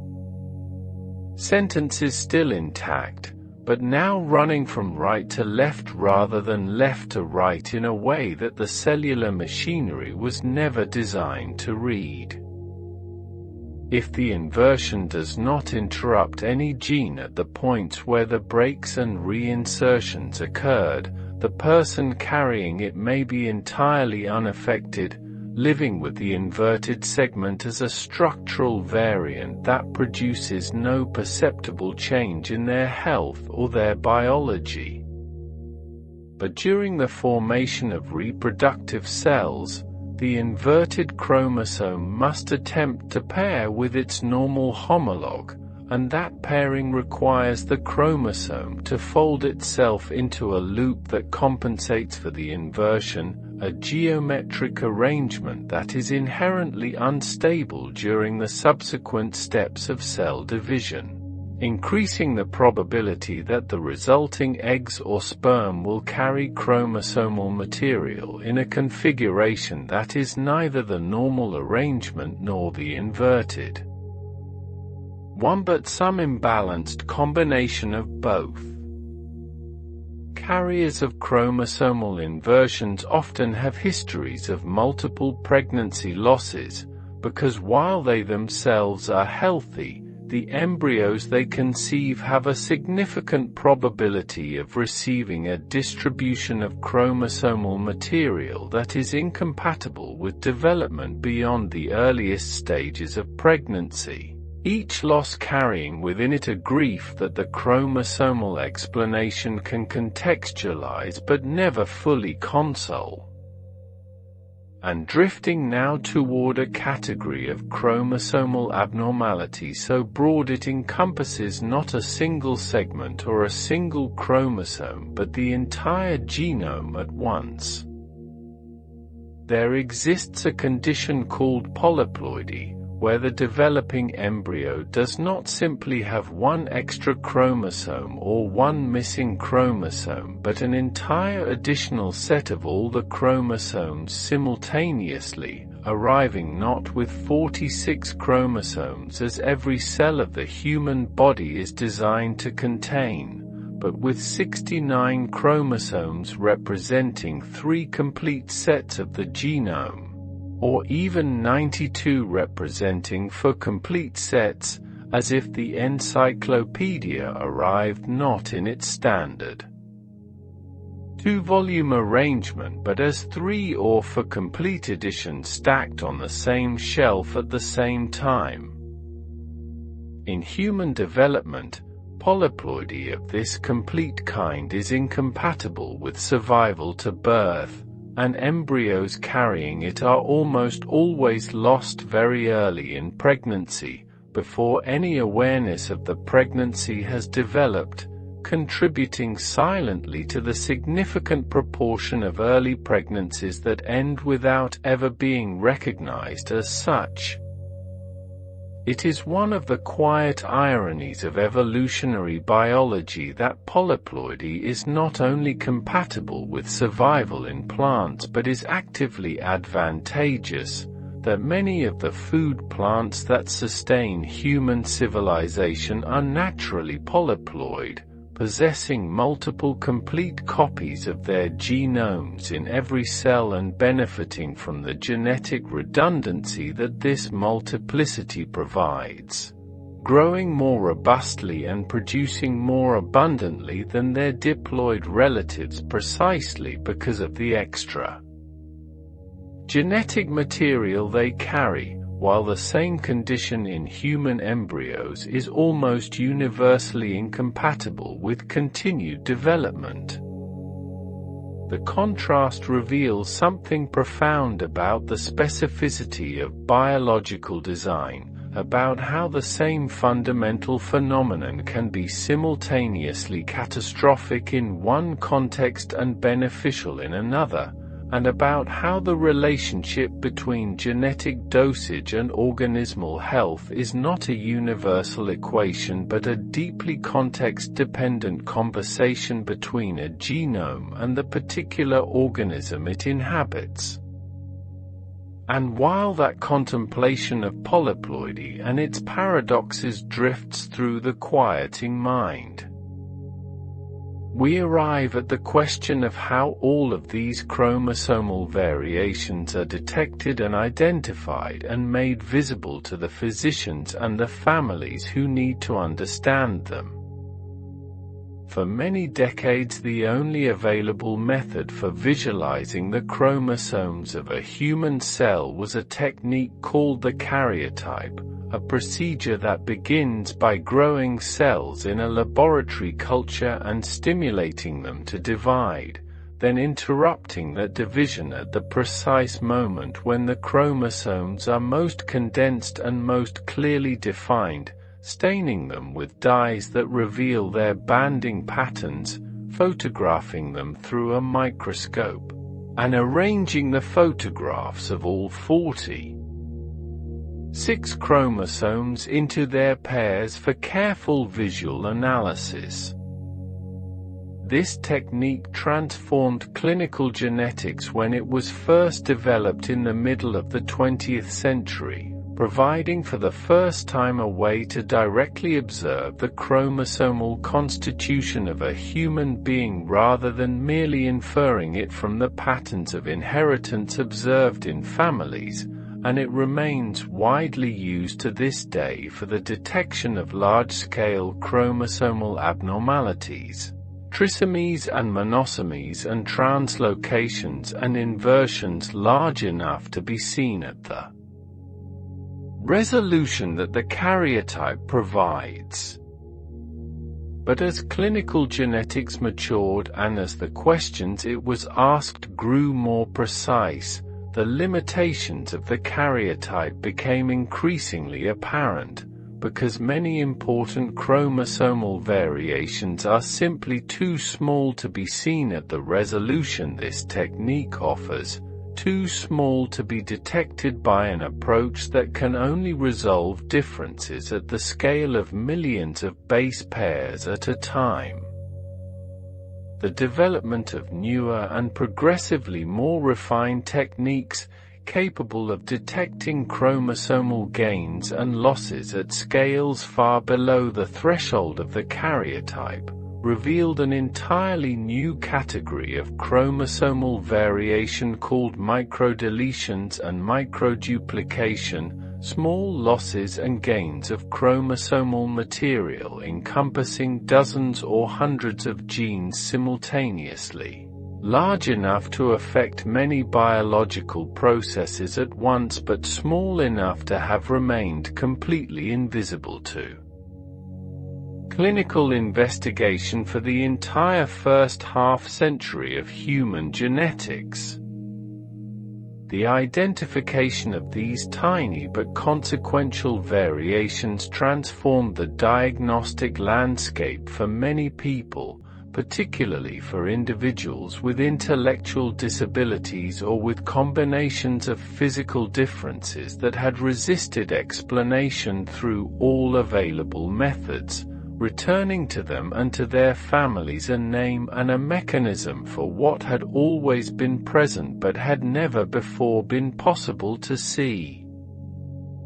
Let the breath settle into its deepest and most unhurried rhythm now, and allow the mind to rest in the contemplation of something that operates entirely outside the familiar logic of dominant and recessive inheritance. Something that introduces into the story of genetics a dimension of silence and invisibility so profound that it reshapes entirely the way we think about what it means to carry a genetic condition without manifesting it.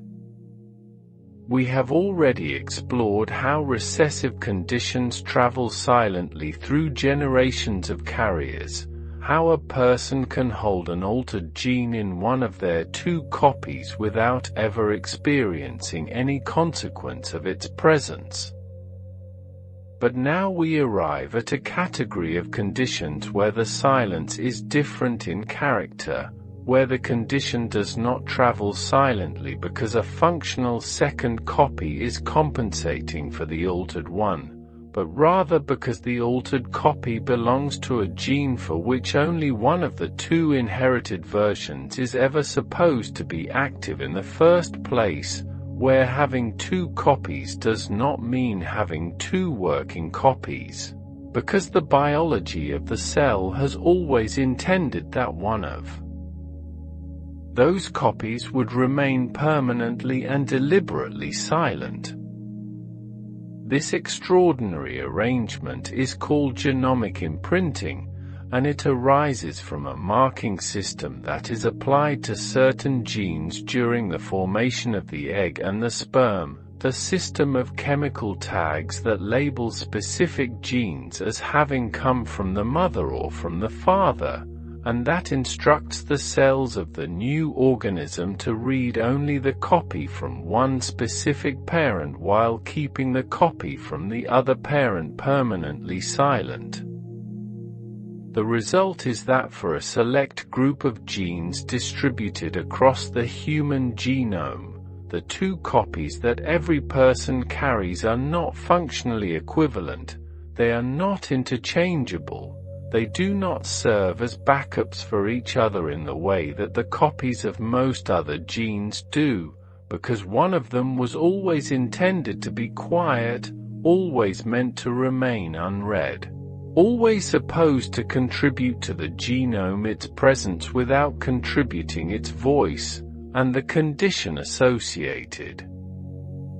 with these genes can manifest when the copy that was supposed to be active is disrupted, leaving no functional version available anywhere in the cell, even though a perfectly intact but permanently silenced version sits right beside it.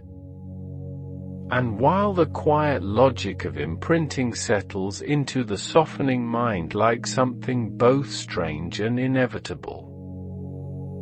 the most studied example of genomic imprinting in human genetics involves two conditions so different from each other that for many years they were considered entirely unrelated, until the chromosomal and molecular analysis of affected individuals revealed that both conditions involved disruptions in the same small region of the same chromosome, the 15th chromosome,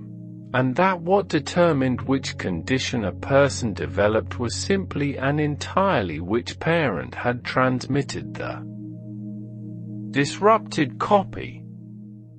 The condition called Prader-Willi syndrome arises when the copy of this chromosomal region that was inherited from the father is absent or non-functional, because in this region only the paternal copy is normally active in the brain, the maternal copy is silenced by imprinting.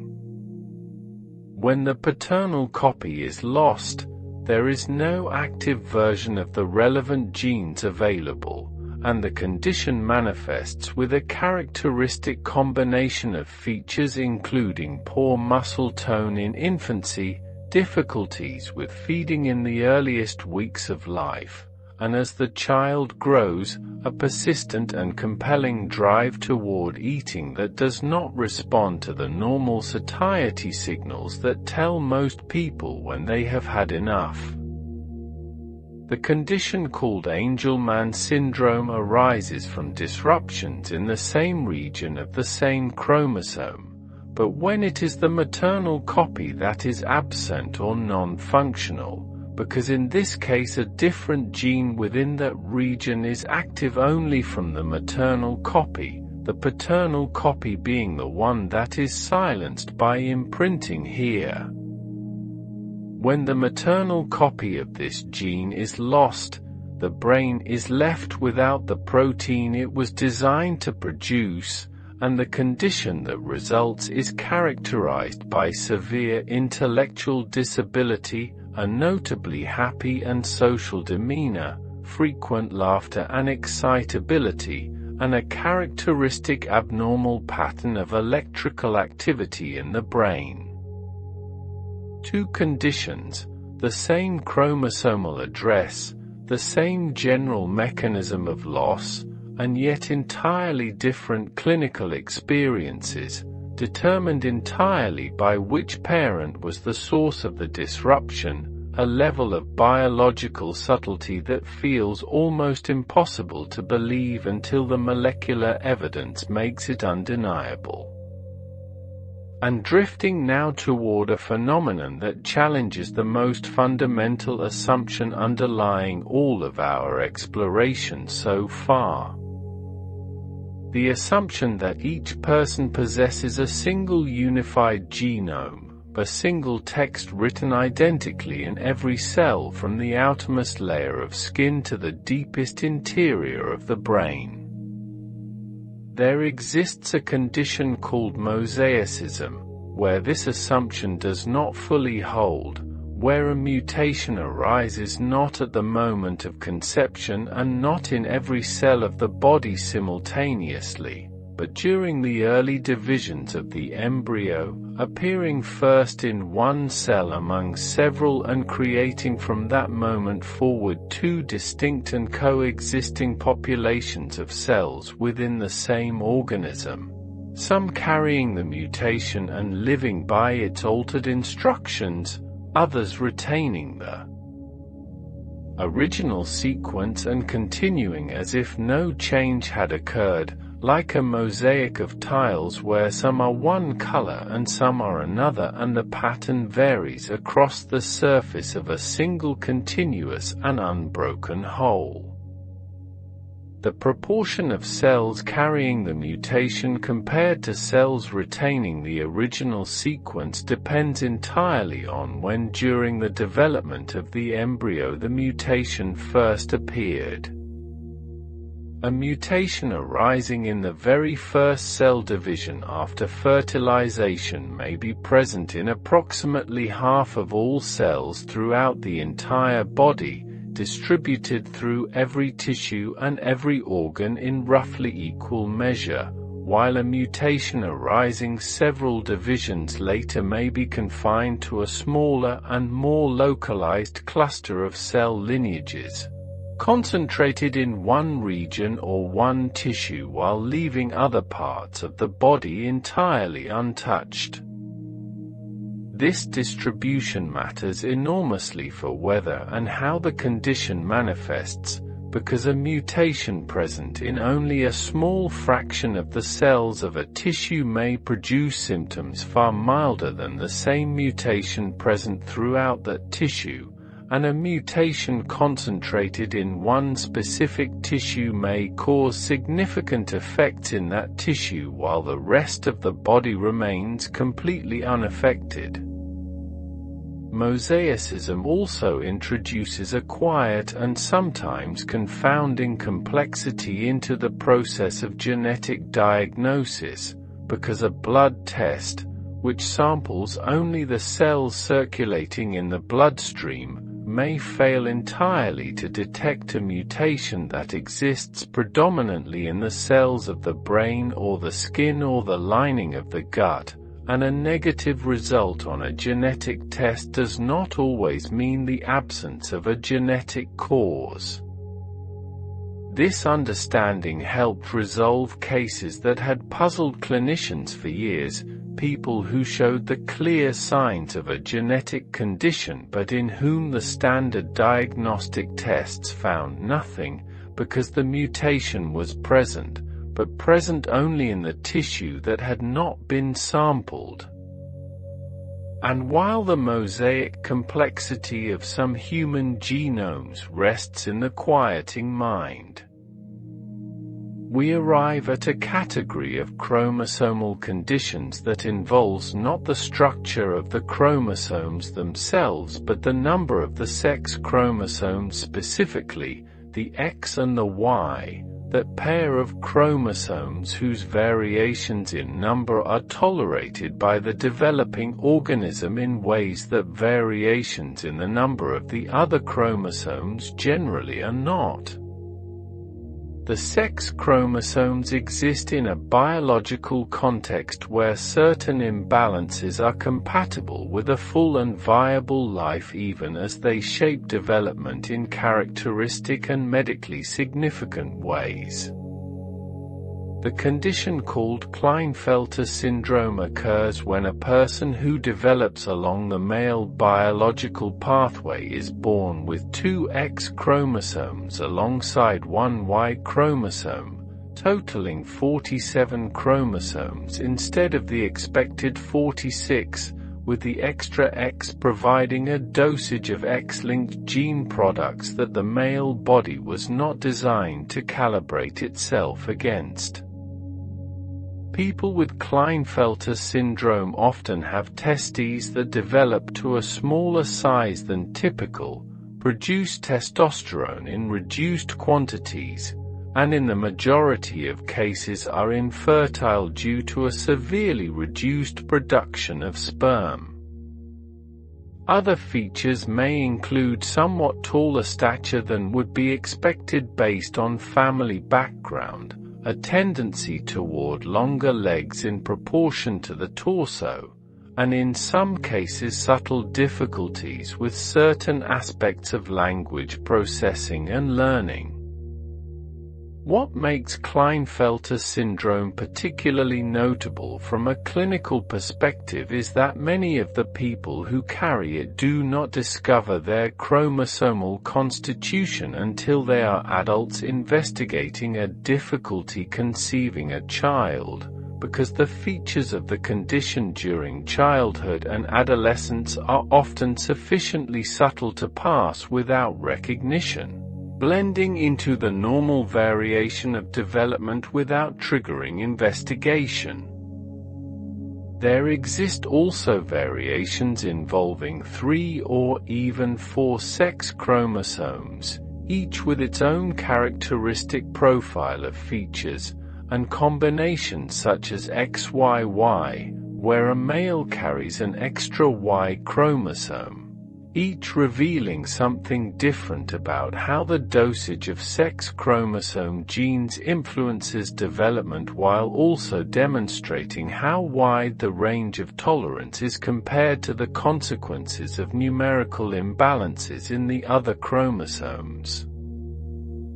Let the stillness of this hour hold you now like something infinitely patient and infinitely gentle, like the darkness between stars that asks nothing of you and offers everything, and allow the breath to move without effort, without direction, finding its own natural depth and its own natural pace as we drift now into a territory of genetics that feels almost philosophical in its implications, because it concerns not what the DNA says but how what the DNA says is interpreted, not the text itself but the system of annotations that surrounds the text and determines which parts of it will be read, and which will remain in permanent and deliberate silence. Imagine a book that has been read by many different readers across many generations, and that each of those readers left marks upon the pages, not altering any of the words, not changing any of the letters, but adding pencil marks in the margins, underlining certain passages to indicate that they should be read with emphasis, placing small symbols over other passages to indicate that they should be skipped entirely, writing contextual notes that change the meaning of a paragraph, depending on which chapter you are reading it in. The words themselves are unchanged throughout all of this annotation. Every letter remains exactly where it was placed when the book was first written, but the experience of reading the book, and the meaning that a reader extracts from it, can be profoundly different depending on which annotations are present on any given page at any given moment. This is the universe of epigenetics, a field that studies exactly these layers of information that exist above and beyond the DNA sequence itself, regulating which genes are read and which are silenced, in which cells and at which moments in the life of the organism.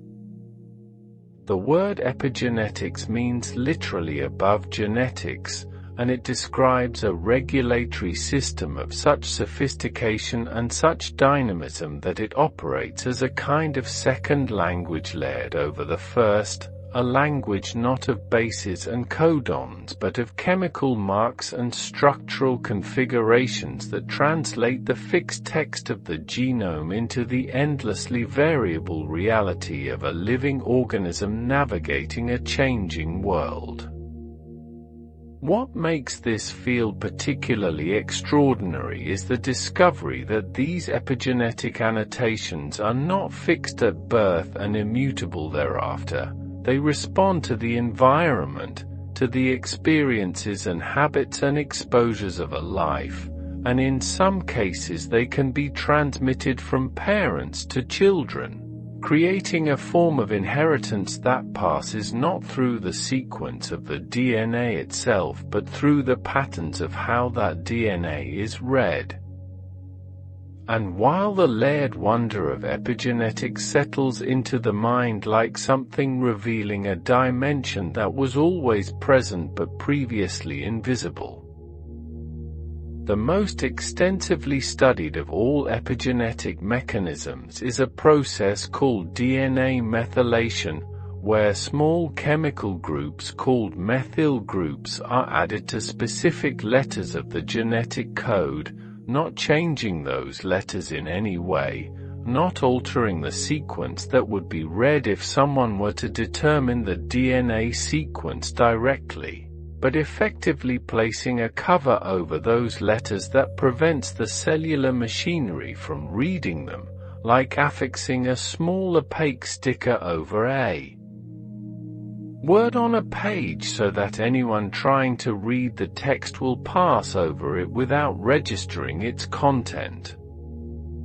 In the human genome, methylation occurs predominantly at positions where the letter cytosine appears immediately followed by the letter guanine,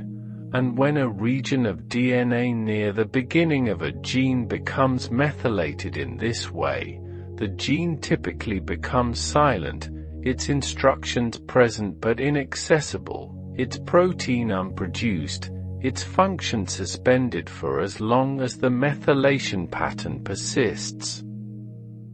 Methylation is not an error or a disease process, it is in the vast majority of cases an essential and carefully regulated feature of normal development, because it is through the differential application of methylation patterns across the genome that cells with identical DNA sequences become different from one another, that a liver cell silences the genes needed to be a neuron while keeping active the genes needed to be a liver cell, that a muscle cell ignores the instructions relevant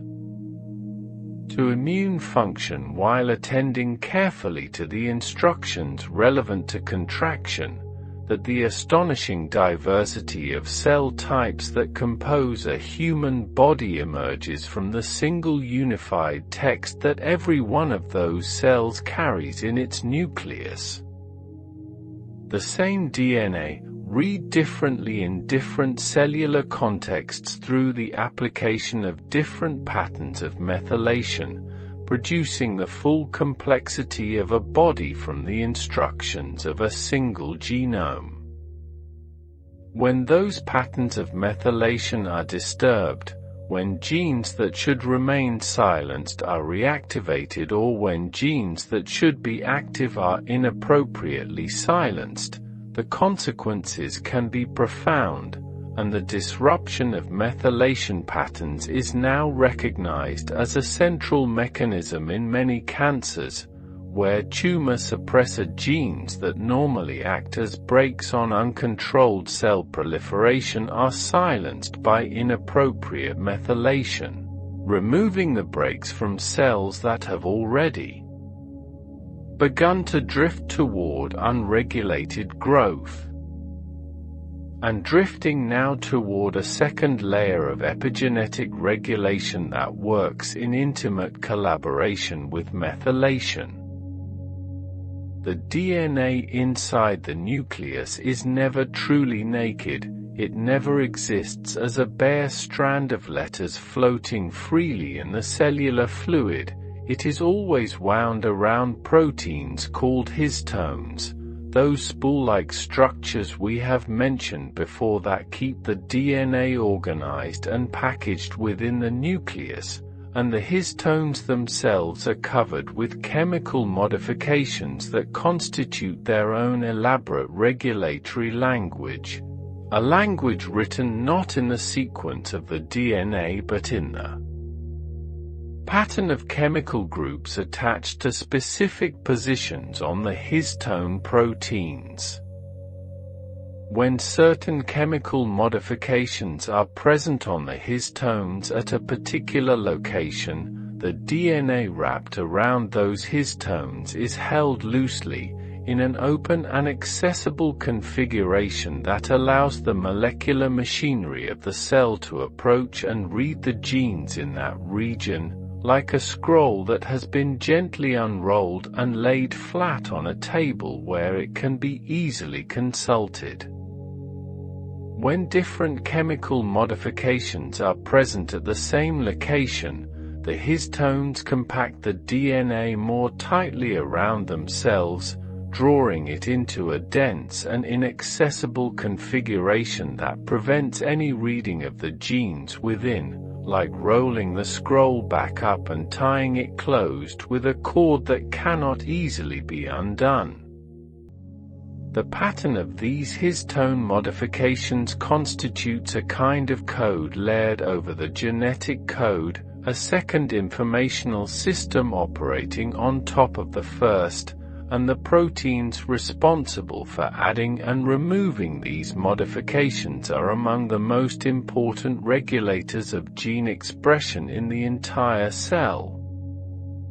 Mutations in the genes that encode these regulatory proteins, the enzymes that write and erase the histone code, are associated with a range of developmental syndromes and with many types of cancer, because disrupting the enzymes that control the histone modifications disrupts the regulation of hundreds of genes simultaneously, like destroying the mechanism that controls the lighting in an entire building rather than changing a single bulb.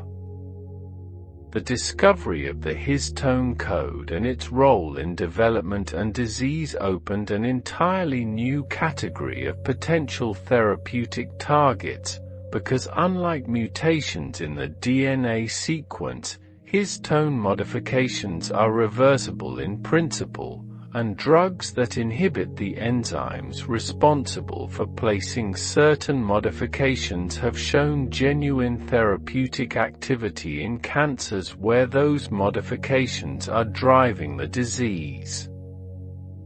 And while the intricate dance of methylation and histone modification drifts through the quieting mind,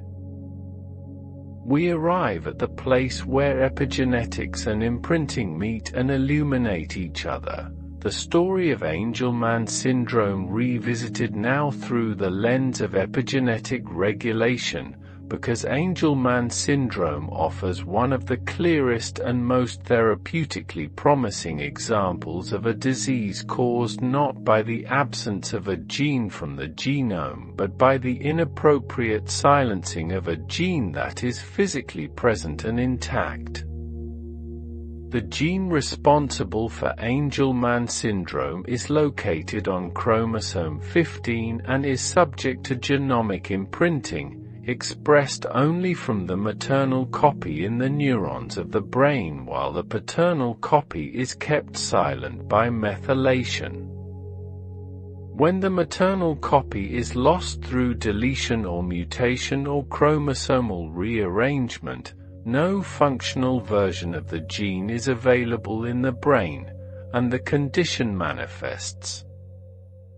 But in some individuals with Angelman syndrome, the maternal copy of the gene is intact and undamaged, physically present in its correct location on chromosome 15, and yet it is silenced by a methylation pattern that instructs the cell to treat the maternal copy as if it were the paternal copy, covering it with the same suppressive marks that are normally applied only to the paternal version, leaving the cell without any active copy of the gene even though two intact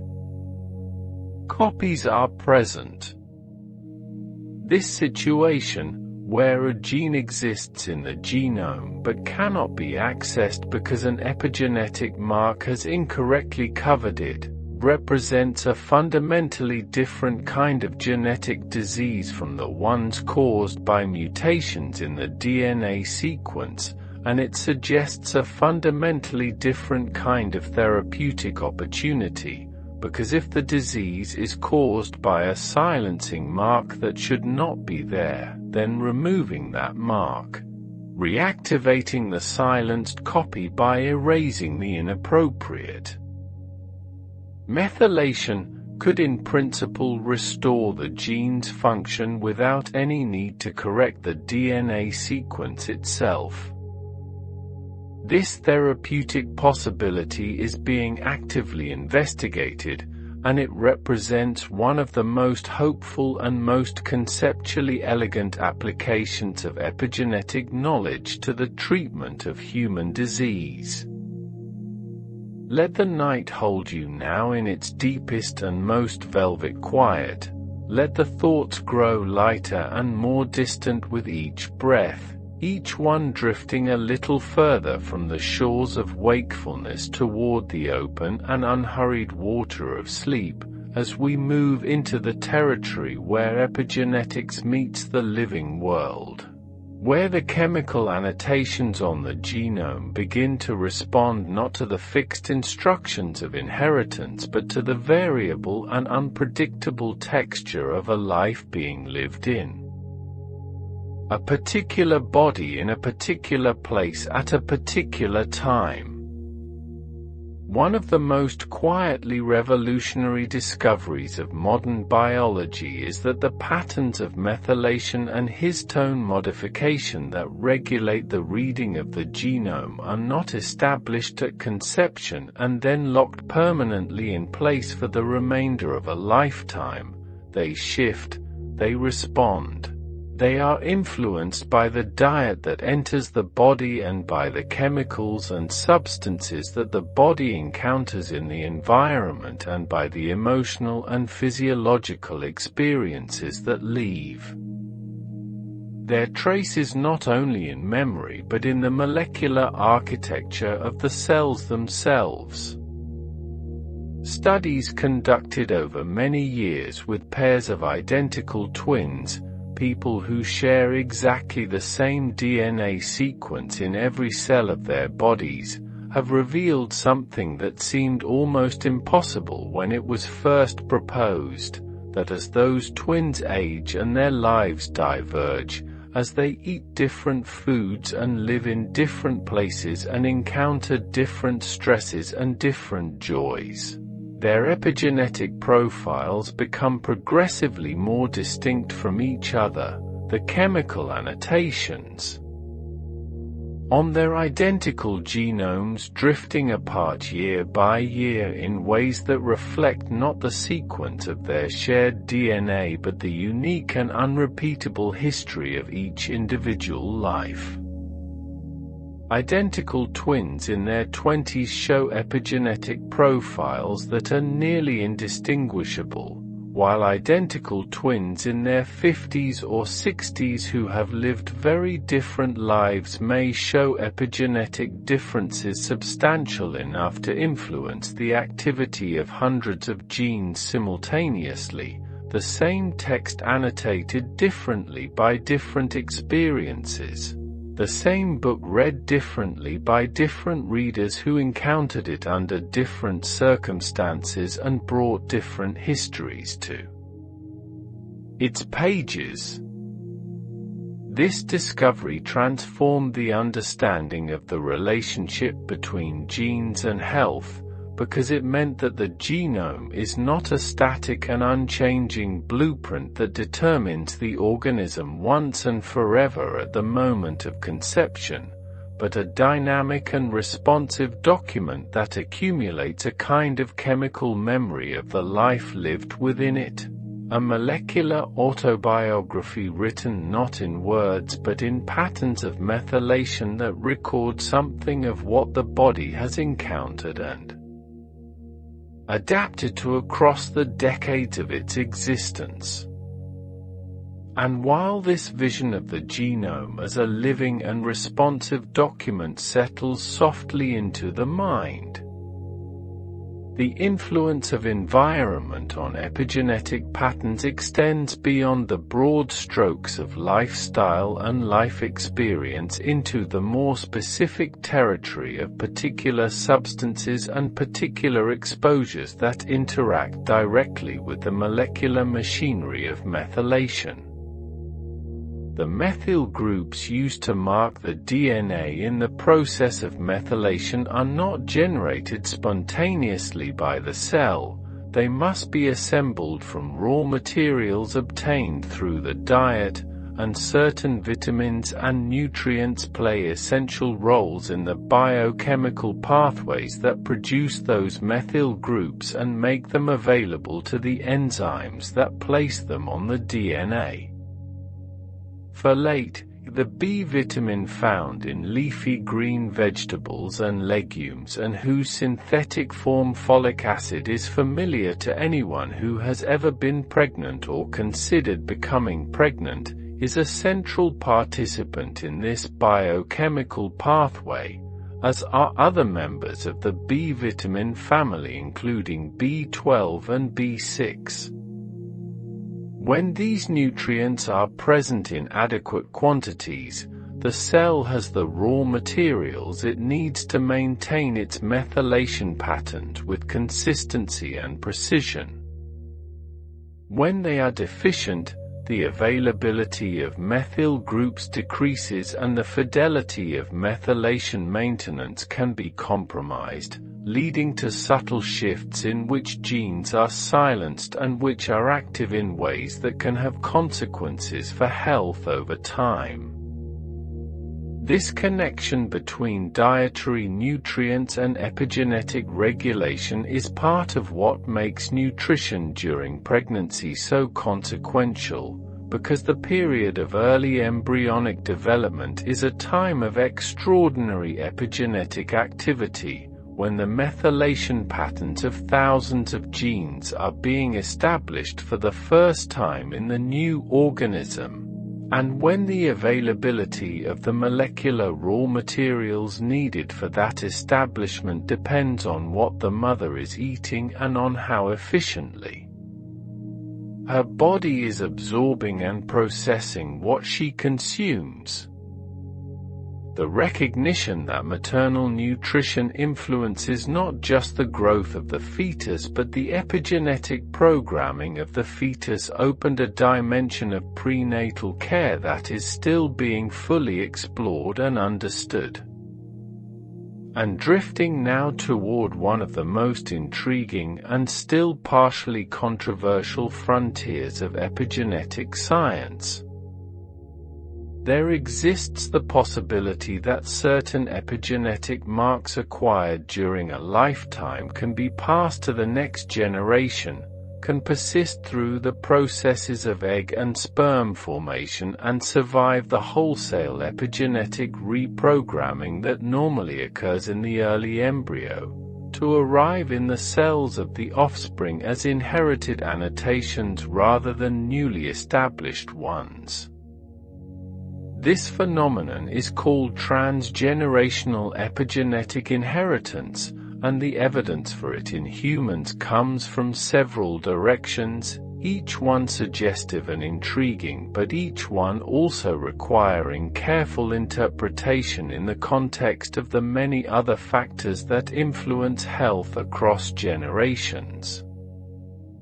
Some of the most compelling human evidence comes from studies of populations that experience severe food scarcity during specific historical periods, where the grandchildren of people who lived through those periods of famine showed metabolic characteristics that differed in measurable ways from those whose grandparents had not been exposed to the same scarcity, as if something of the metabolic adaptation to starvation had been carried forward not through the DNA sequence but through the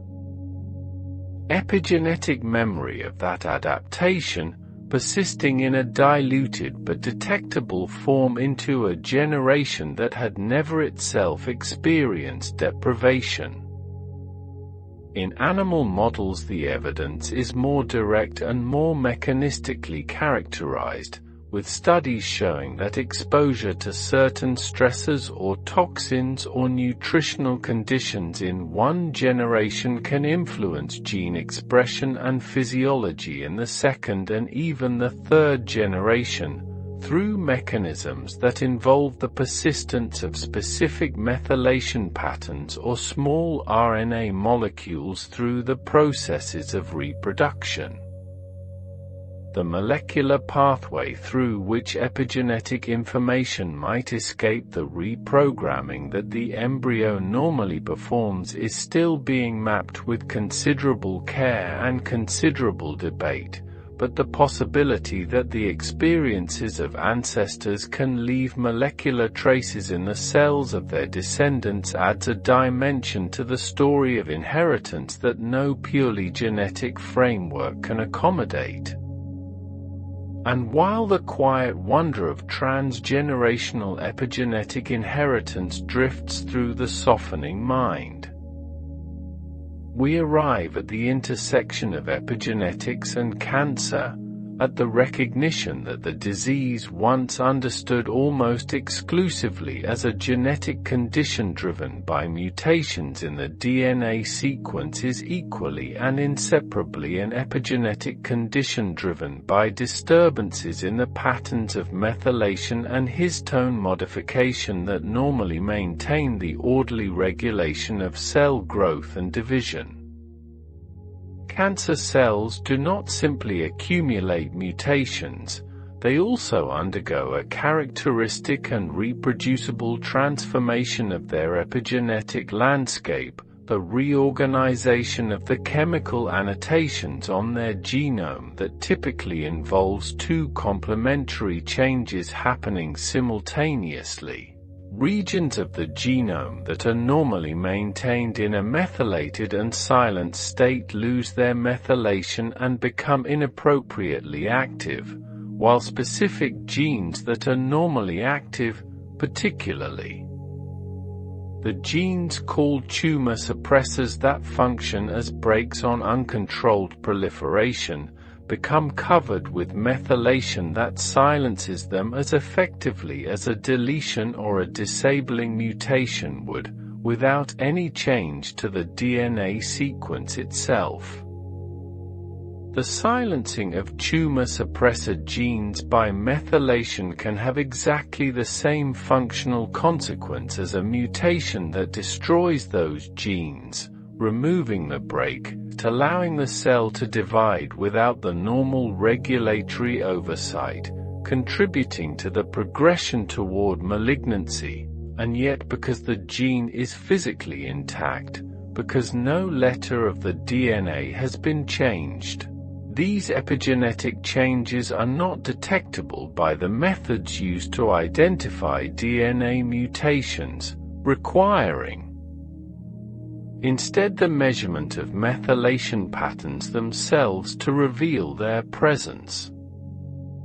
The recognition of cancer as an epigenetic disease as much as a genetic one transformed the approach to both diagnosis and treatment, because unlike mutations in the DNA sequence, which are permanent and irreversible, epigenetic changes are in principle reversible. And drugs that inhibit the enzymes responsible for placing inappropriate methylation marks or for compacting chromatin in ways that silence tumor suppressors have been developed and approved for clinical use in certain cancers, offering a therapeutic strategy that targets the regulation of gene expression rather than the sequence of the genes themselves. And while the therapeutic promise of epigenetic medicine rests in the quieting mind like something hopeful and still unfolding, there exists a final frontier in the epigenetic understanding of the human organism that brings the entire story of genetics and environment and aging into a single and quietly astonishing convergence, the discovery that biological aging is itself in significant part an epigenetic process, not merely the passive accumulation of random damage to the DNA and the proteins of the cell, but a progressive and in some ways programmed drift of the epigenetic landscape away from the carefully organized patterns established early in development, toward a state of increasing noise and disorder, where the methylation patterns that were precisely set in the earliest days of life gradually lose their fidelity across the decades, where genes that were reliably silenced begin to show occasional inappropriate activity, and genes that were consistently active begin to fall silent in ways that compromise the functions they were always meant to sustain. This epigenetic drift has been quantified with a precision that is itself remarkable. Specific patterns of methylation change so consistently and so predictably with age that measuring them in a sample of blood or saliva allows researchers to estimate the biological age of the person with considerable accuracy, an estimate that can diverge significantly from the chronological age, because biological aging proceeds at different rates in different people depending on genetics and lifestyle, and environment and experience. People who carry certain genetic conditions that compromise the repair of DNA or the maintenance of epigenetic patterns age biologically faster than their chronological years would predict, showing in their cells and their tissues the hallmarks of an organism that is older than its birth certificate claims.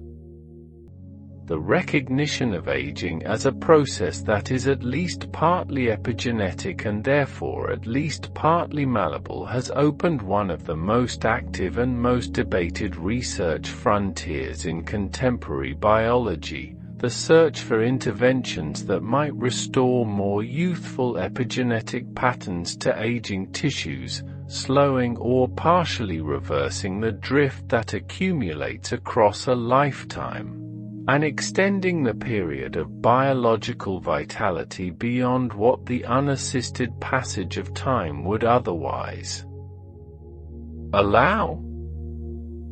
Let the body grow heavier now with the most welcome and familiar heaviness, the heaviness that belongs only to the deepest part of the night, when the muscles release their last held tensions and the mind begins to let go of the task of keeping itself organized, and allow this final stretch of our long journey together to carry you the rest of the way into sleep. Because we are arriving now at the territory where all the threads we have followed across this entire night converge, where the single genes and the chromosomal structures and the metabolic pathways and the epigenetic annotations all dissolve into a broader and more encompassing picture, the picture of how most human illness actually arises, not from a single catastrophic alteration in a single critical gene, not from the loss of an entire chromosomal volume from the great encyclopedia, but from the quiet and cumulative conversation between dozens or hundreds of small genetic variations and the particular circumstances of a life lived in a particular body in a particular world. We have spent much of this journey exploring conditions where the connection between genetic cause and clinical effect is relatively direct, where one altered gene or one extra chromosome is sufficient to reshape the biology of the organism in ways that are predictable and diagnosable and traceable through a family's history with considerable precision. But the conditions that affect the greatest number of people in the world, the conditions that fill hospital wards and shape public health conversations and consume the largest portion of medical resources across every society on Earth, do not work that way. They are what geneticists call multifactorial conditions, conditions where no single gene is the cause, where no single variation is sufficient on its own to produce the illness, where the risk instead accumulates from the combined and interactive effects of many variants, each one contributing a small and subtle influence that would be imperceptible in isolation, and all of them together creating a biological terrain that is more or less hospitable to the development of a particular disease depending on what the life lived in that terrain asks of it. Diabetes and heart disease and hypertension and schizophrenia and Alzheimer's disease and rheumatoid arthritis and asthma and many forms of cancer, these are multifactorial conditions, and understanding them requires a different kind of genetic thinking, a thinking that replaces the clean binary of altered gene and manifest disease with the more nuanced and more probabilistic language of predisposition and susceptibility and risk, a thinking that holds simultaneously the truth that genes matter enormously and the equally important truth that genes are never the whole story. And while this broader and more probabilistic vision of genetic risk settles into the quieting mind,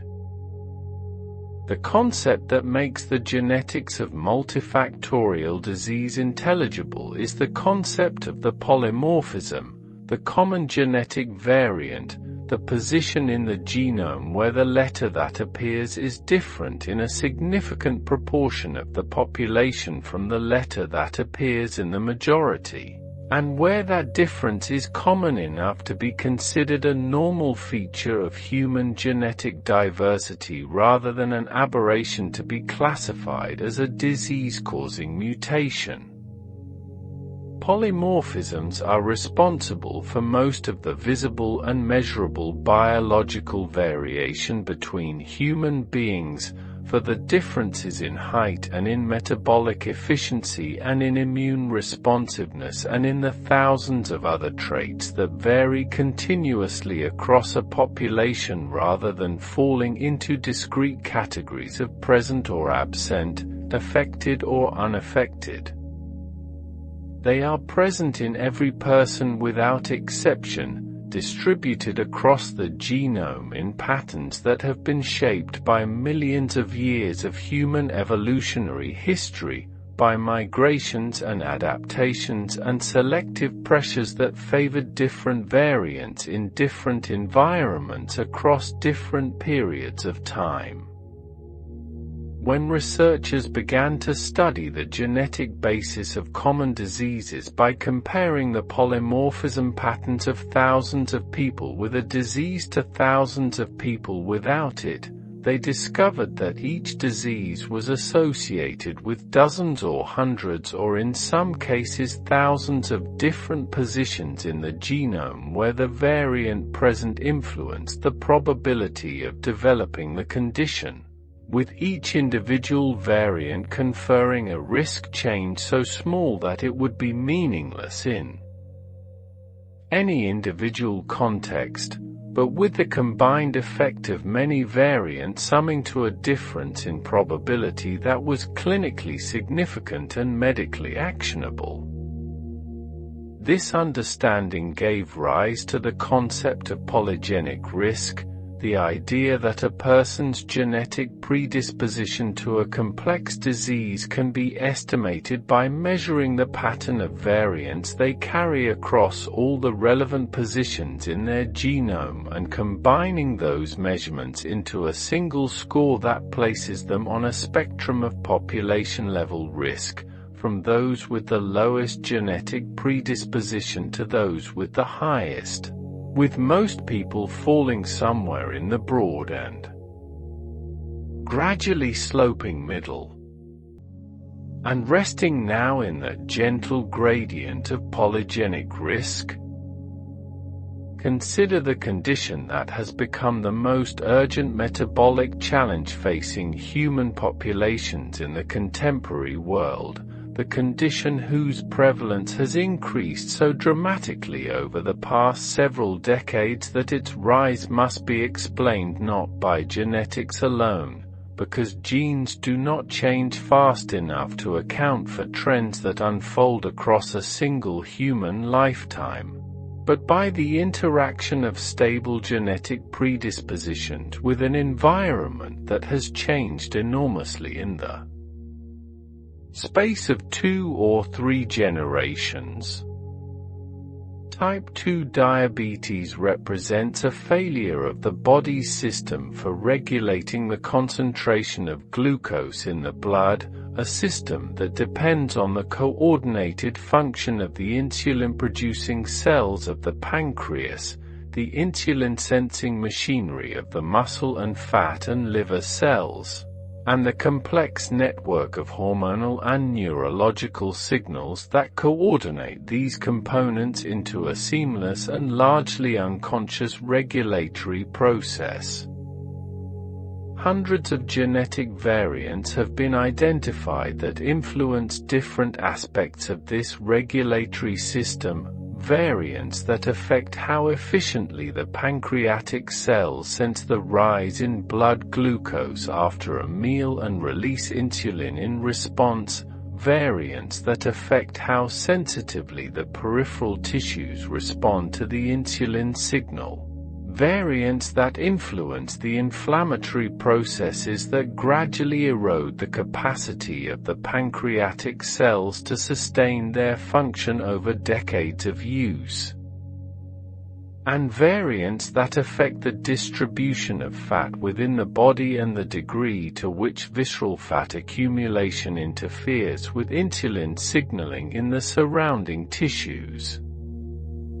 A person who carries many of the variants associated with elevated risk exists within a body that requires more careful and more consistent maintenance than a body with a lower polygenic burden of risk, a body that responds less gracefully to dietary excess, that is less resilient in the face of prolonged inactivity, that moves more quickly toward metabolic dysregulation when the balance of energy intake and expenditure shifts in the wrong direction for too long. And yet that same body, given adequate movement and thoughtful nourishment and a weight maintained within a range compatible with its particular metabolic constitution, may never develop diabetes at all, because the genetic predisposition creates a tendency and not a certainty, a direction of vulnerability and not an inescapable destination. And while the quiet truth that predisposition is not destiny settles into the mind like something both relieving and empowering, the same logic applies to the conditions of the heart and the vessels that carry the blood through the body, conditions that represent the leading cause of death in most of the world's populations and that arise from decades of interaction between genetic constitution and the accumulated choices and circumstances of a lived life. The genetic variants that influence cardiovascular risk touch an extraordinarily diverse range of biological processes, the levels and proportions of different types of cholesterol and triglycerides circulating in the blood, the tendency of the blood to clot in response to injury, the inflammatory responsiveness of the cells that line the vessel walls, the regulation of blood pressure through the kidney and the autonomic nervous system, the efficiency of the heart muscle itself in converting biochemical energy into mechanical work. No single one of these genetic influences operates in isolation from the others, and none of them operates in isolation from the environment that the cardiovascular system inhabits across a lifetime, from the quality of the air breathed and the food consumed and the sleep obtained and the stress carried and the movement practiced or foregone across the decades. A person with a high polygenic burden of cardiovascular risk who lives with consistent physical activity and thoughtful nutrition and adequate sleep and managed stress may outlive a person with a low polygenic burden who smokes and eats poorly and never moves, because the genetic architecture of cardiovascular risk establishes probabilities within a range, and the life lived determines where within that range the actual outcome will fall. This is the central and most practically important message that the genetics of multifactorial disease delivers to medicine and to the people medicine serves, that knowing your genetic risk is not knowing your fate, but knowing where to direct your attention, knowing which aspects of lifestyle and environment matter most for your particular biological constitution, and knowing how to make the most informed possible choices within the field of possibilities that your genome has established. And as the night deepens and the thoughts grow softer still and the boundary between wakefulness and sleep becomes more permeable with every breath, we arrive at the question of psychiatric conditions, at the genetic architecture of the mind and its vulnerabilities, and at the profound lesson that schizophrenia in particular has taught the science of genetics about the nature of complex biological risk. Schizophrenia is a condition that affects approximately 1% of people across every human population that has been studied, in every culture, in every geographic region, in every historical period for which records exist, with a remarkable consistency that suggests deep biological roots, and yet with a clinical presentation so variable and so shaped by social and cultural context that it defies any simple biological categorization.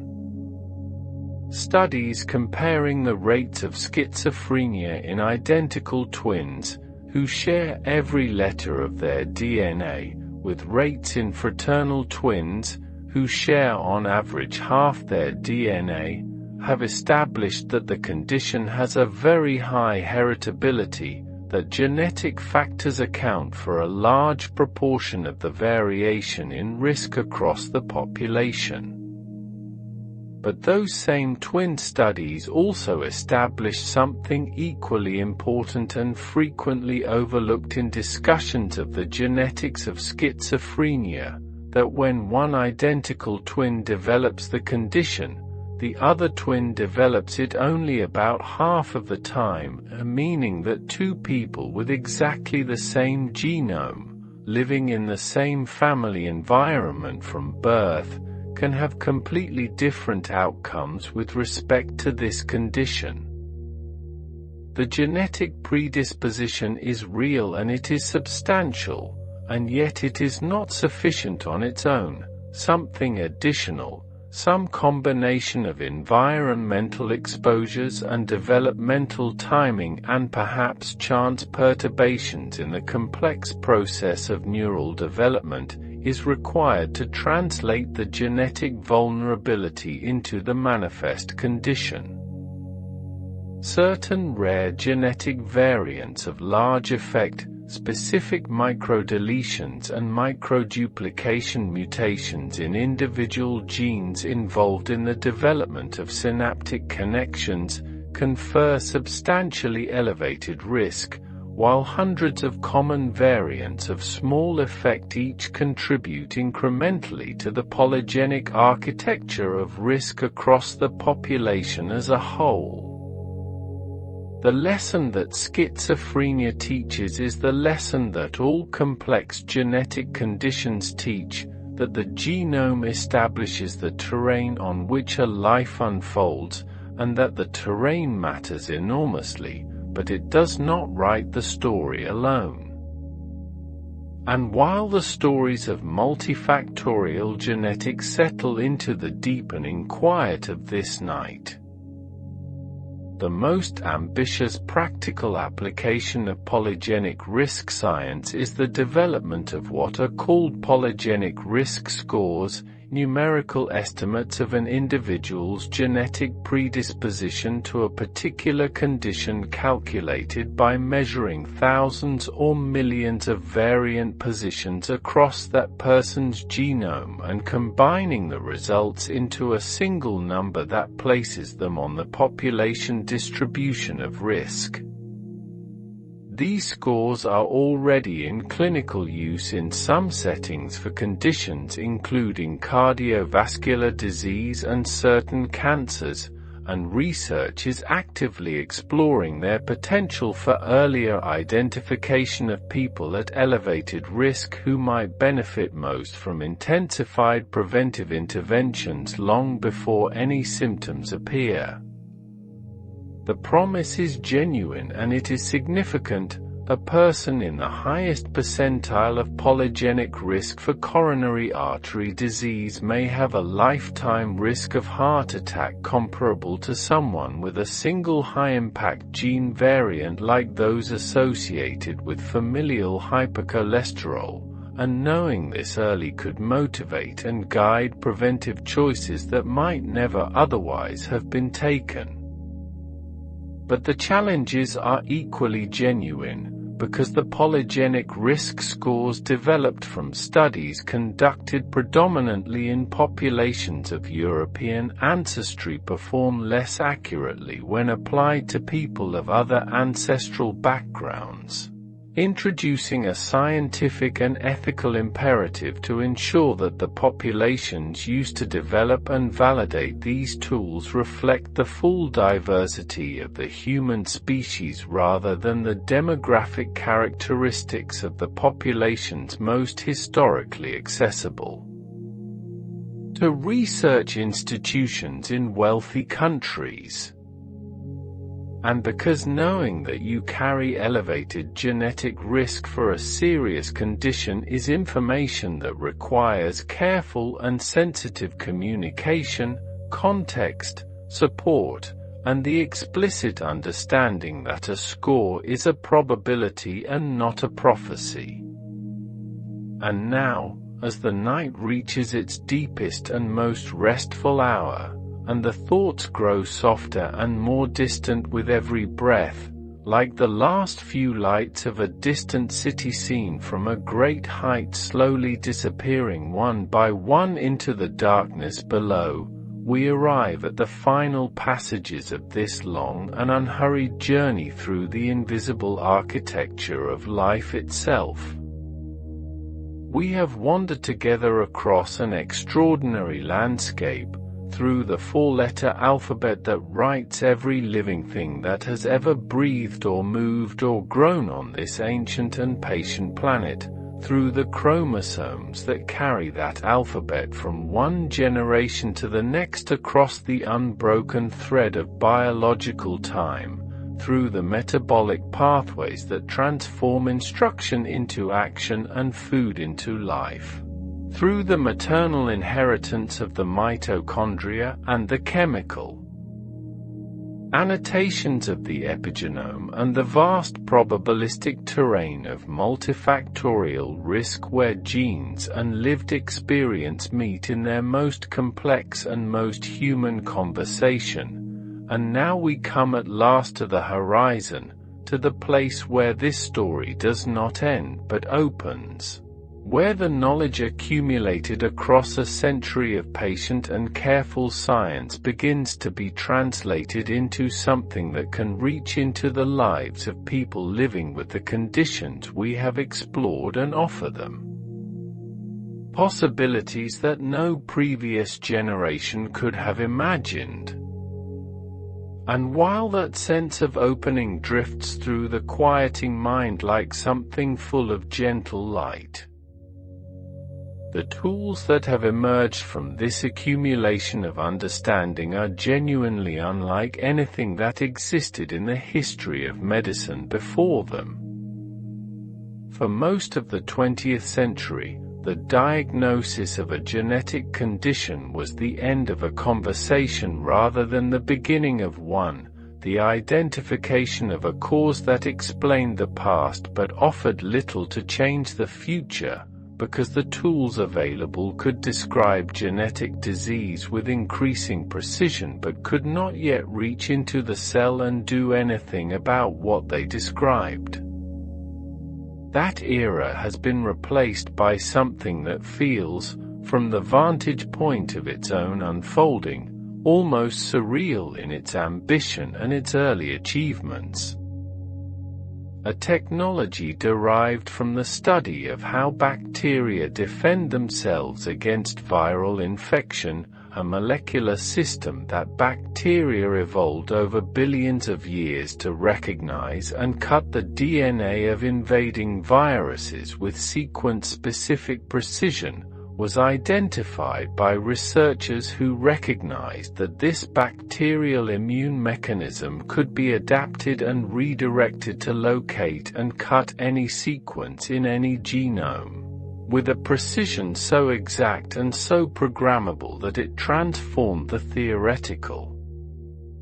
possibility of correcting genetic disease at its molecular source from a distant dream into an active and rapidly expanding clinical reality.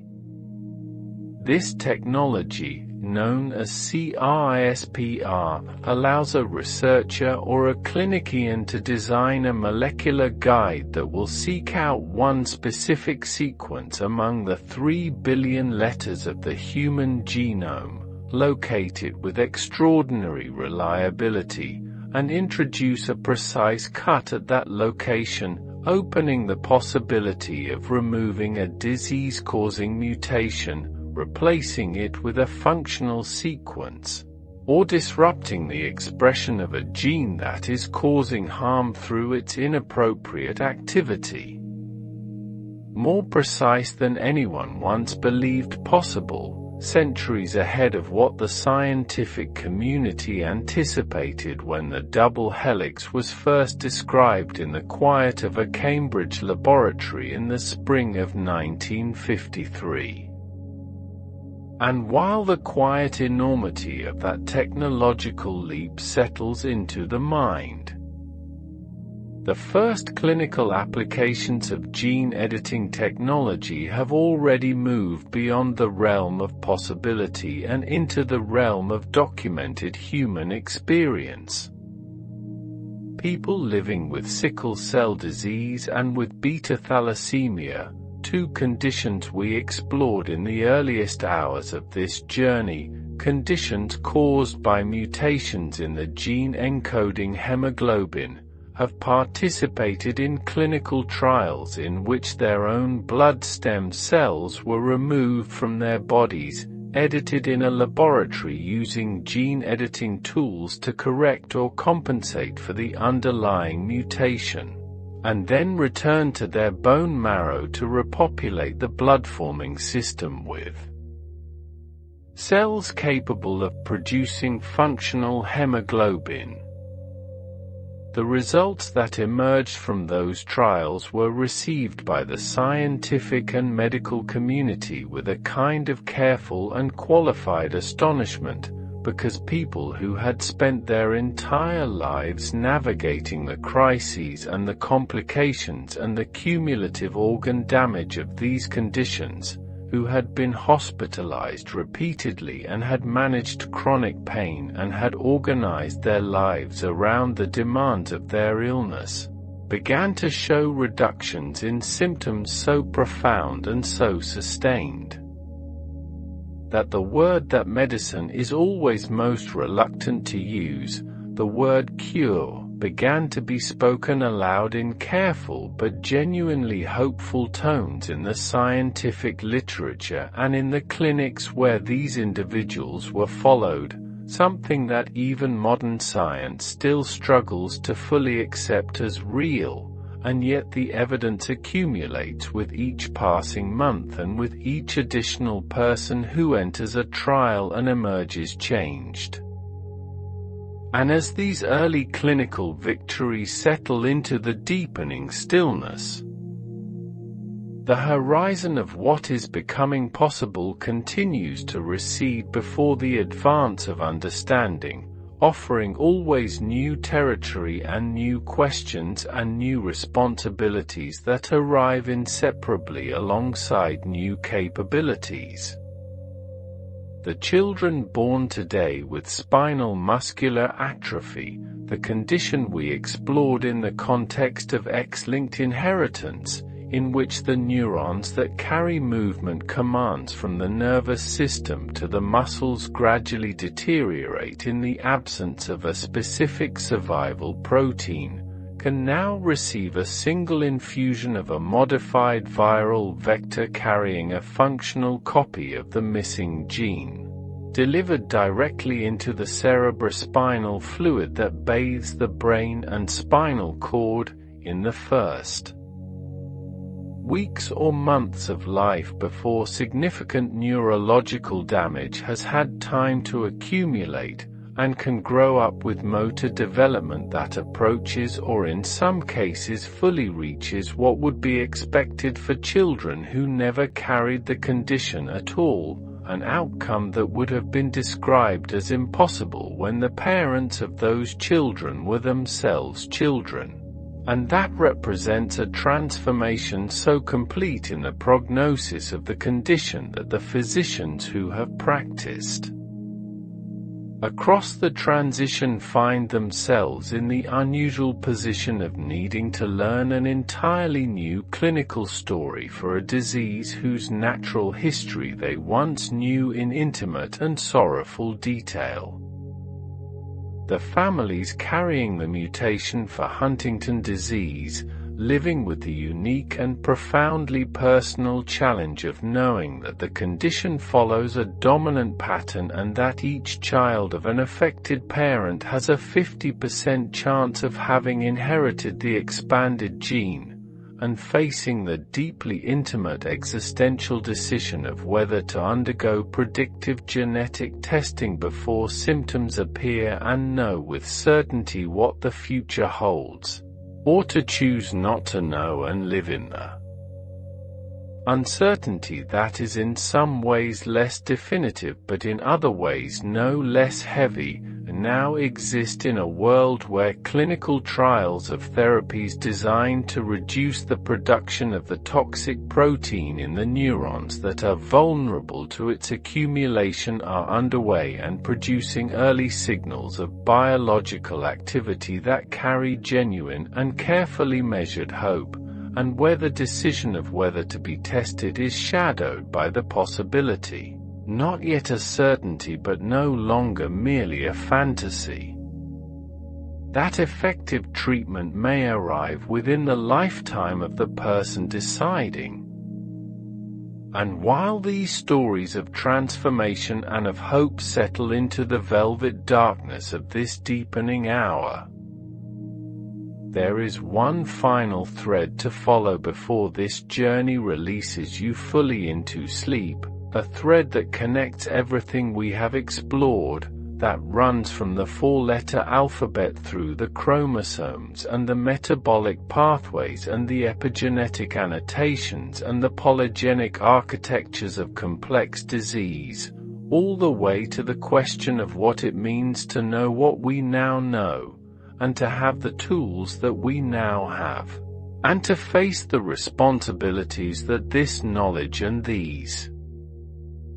tools inevitably bring with them. The science of genetics is not a neutral science, it is a science about people, about the most intimate and most consequential aspects of what people are and how they came to be and what they might become, and the questions it raises about access and equity and privacy and identity and the meaning of difference are questions that belong to everyone who will be affected by the answers, and that includes everyone alive. Who will have access to the therapies that gene editing and gene replacement and epigenetic pharmacology are beginning to make possible? Will they reach only those in wealthy countries with sophisticated medical infrastructure and the financial resources to afford extraordinarily expensive treatments? Or will the knowledge that makes them possible find ways to travel beyond the borders of the places where it was generated? How will the diversity of human genetic variation be understood and respected as genetic knowledge becomes more powerful and more clinically influential? Will the full spectrum of human genetic constitutions be seen as the biological richness that evolutionary history has produced across millions of years of human adaptation to diverse environments? Or will the increasing ability to identify and potentially correct genetic differences create pressures toward a narrower and more uniform vision of what a human genome is supposed to look like? These are not questions that genetics can answer from within its own framework. They are questions that require the participation of all the other ways of thinking and knowing and valuing that human beings have developed across their long and still unfinished story. And the answers will be found not in laboratories but in the conversations that societies have with themselves about what kind of world they are choosing to build with the extraordinary knowledge they are being given. And as those great and patient questions settle into the silence of the night, releasing their urgency, releasing their weight, softening from demands into contemplations, from problems into mysteries, from things that must be solved into things that can simply be held with wonder and with care. Here in this quiet hour, in this gentle and velvet darkness where the conscious mind begins to loosen its grip and the deeper restorative processes of the sleeping brain prepare to do their essential work, it is enough simply to rest for a moment in the extraordinary improbability and the extraordinary beauty of what you are. You are the outcome of billions of years of accumulated and tested and refined instruction, of mutations that were sometimes harmful and sometimes neutral and occasionally, rarely and wonderfully, advantageous enough to persist and spread through generation after generation of living things until they became part of what it means to be human. You carry within you the history of every ancestor who survived long enough to pass their letters forward into the future, their dominant traits and their recessive silences, their chromosomal arrangements and their epigenetic annotations, their metabolic adaptations and their immune memories, all of it traveling forward through time in the quiet and invisible text of the genome, arriving at last in you, assembling into the particular and unrepeatable configuration of everything that you are at this precise moment in this precise night. And the 37 trillion cells that carry that text, each one reading only the portion relevant to its own particular role in the magnificent and improbable whole, each one contributing its small and faithful labor to the maintenance of something so complex and so precisely coordinated that it produces not merely a functioning organism but a conscious one. One capable of lying quietly in the dark and wondering about its own construction, of following with curiosity and with awe the invisible thread that wrote it into being. That organism rests now, as you rest, in the soft and ancient darkness of this moment. The text is still, the letters are quiet, the chromosomes are folded into their patient libraries, the enzymes have slowed their ceaseless work, the epigenetic annotations rest undisturbed upon their genes, and somewhere in the deep and wordless interior of your sleeping cells, the story continues, letter by letter, breath by breath, without effort, without awareness, without any need for you to do anything at all except surrender to the restoration that sleep was always designed to provide. And as you drift into a deep, restorative sleep, remember to subscribe and click the bell icon, so these stories can continue to find you, night after night, guiding you gently into rest, sleep well, and sweet dreams.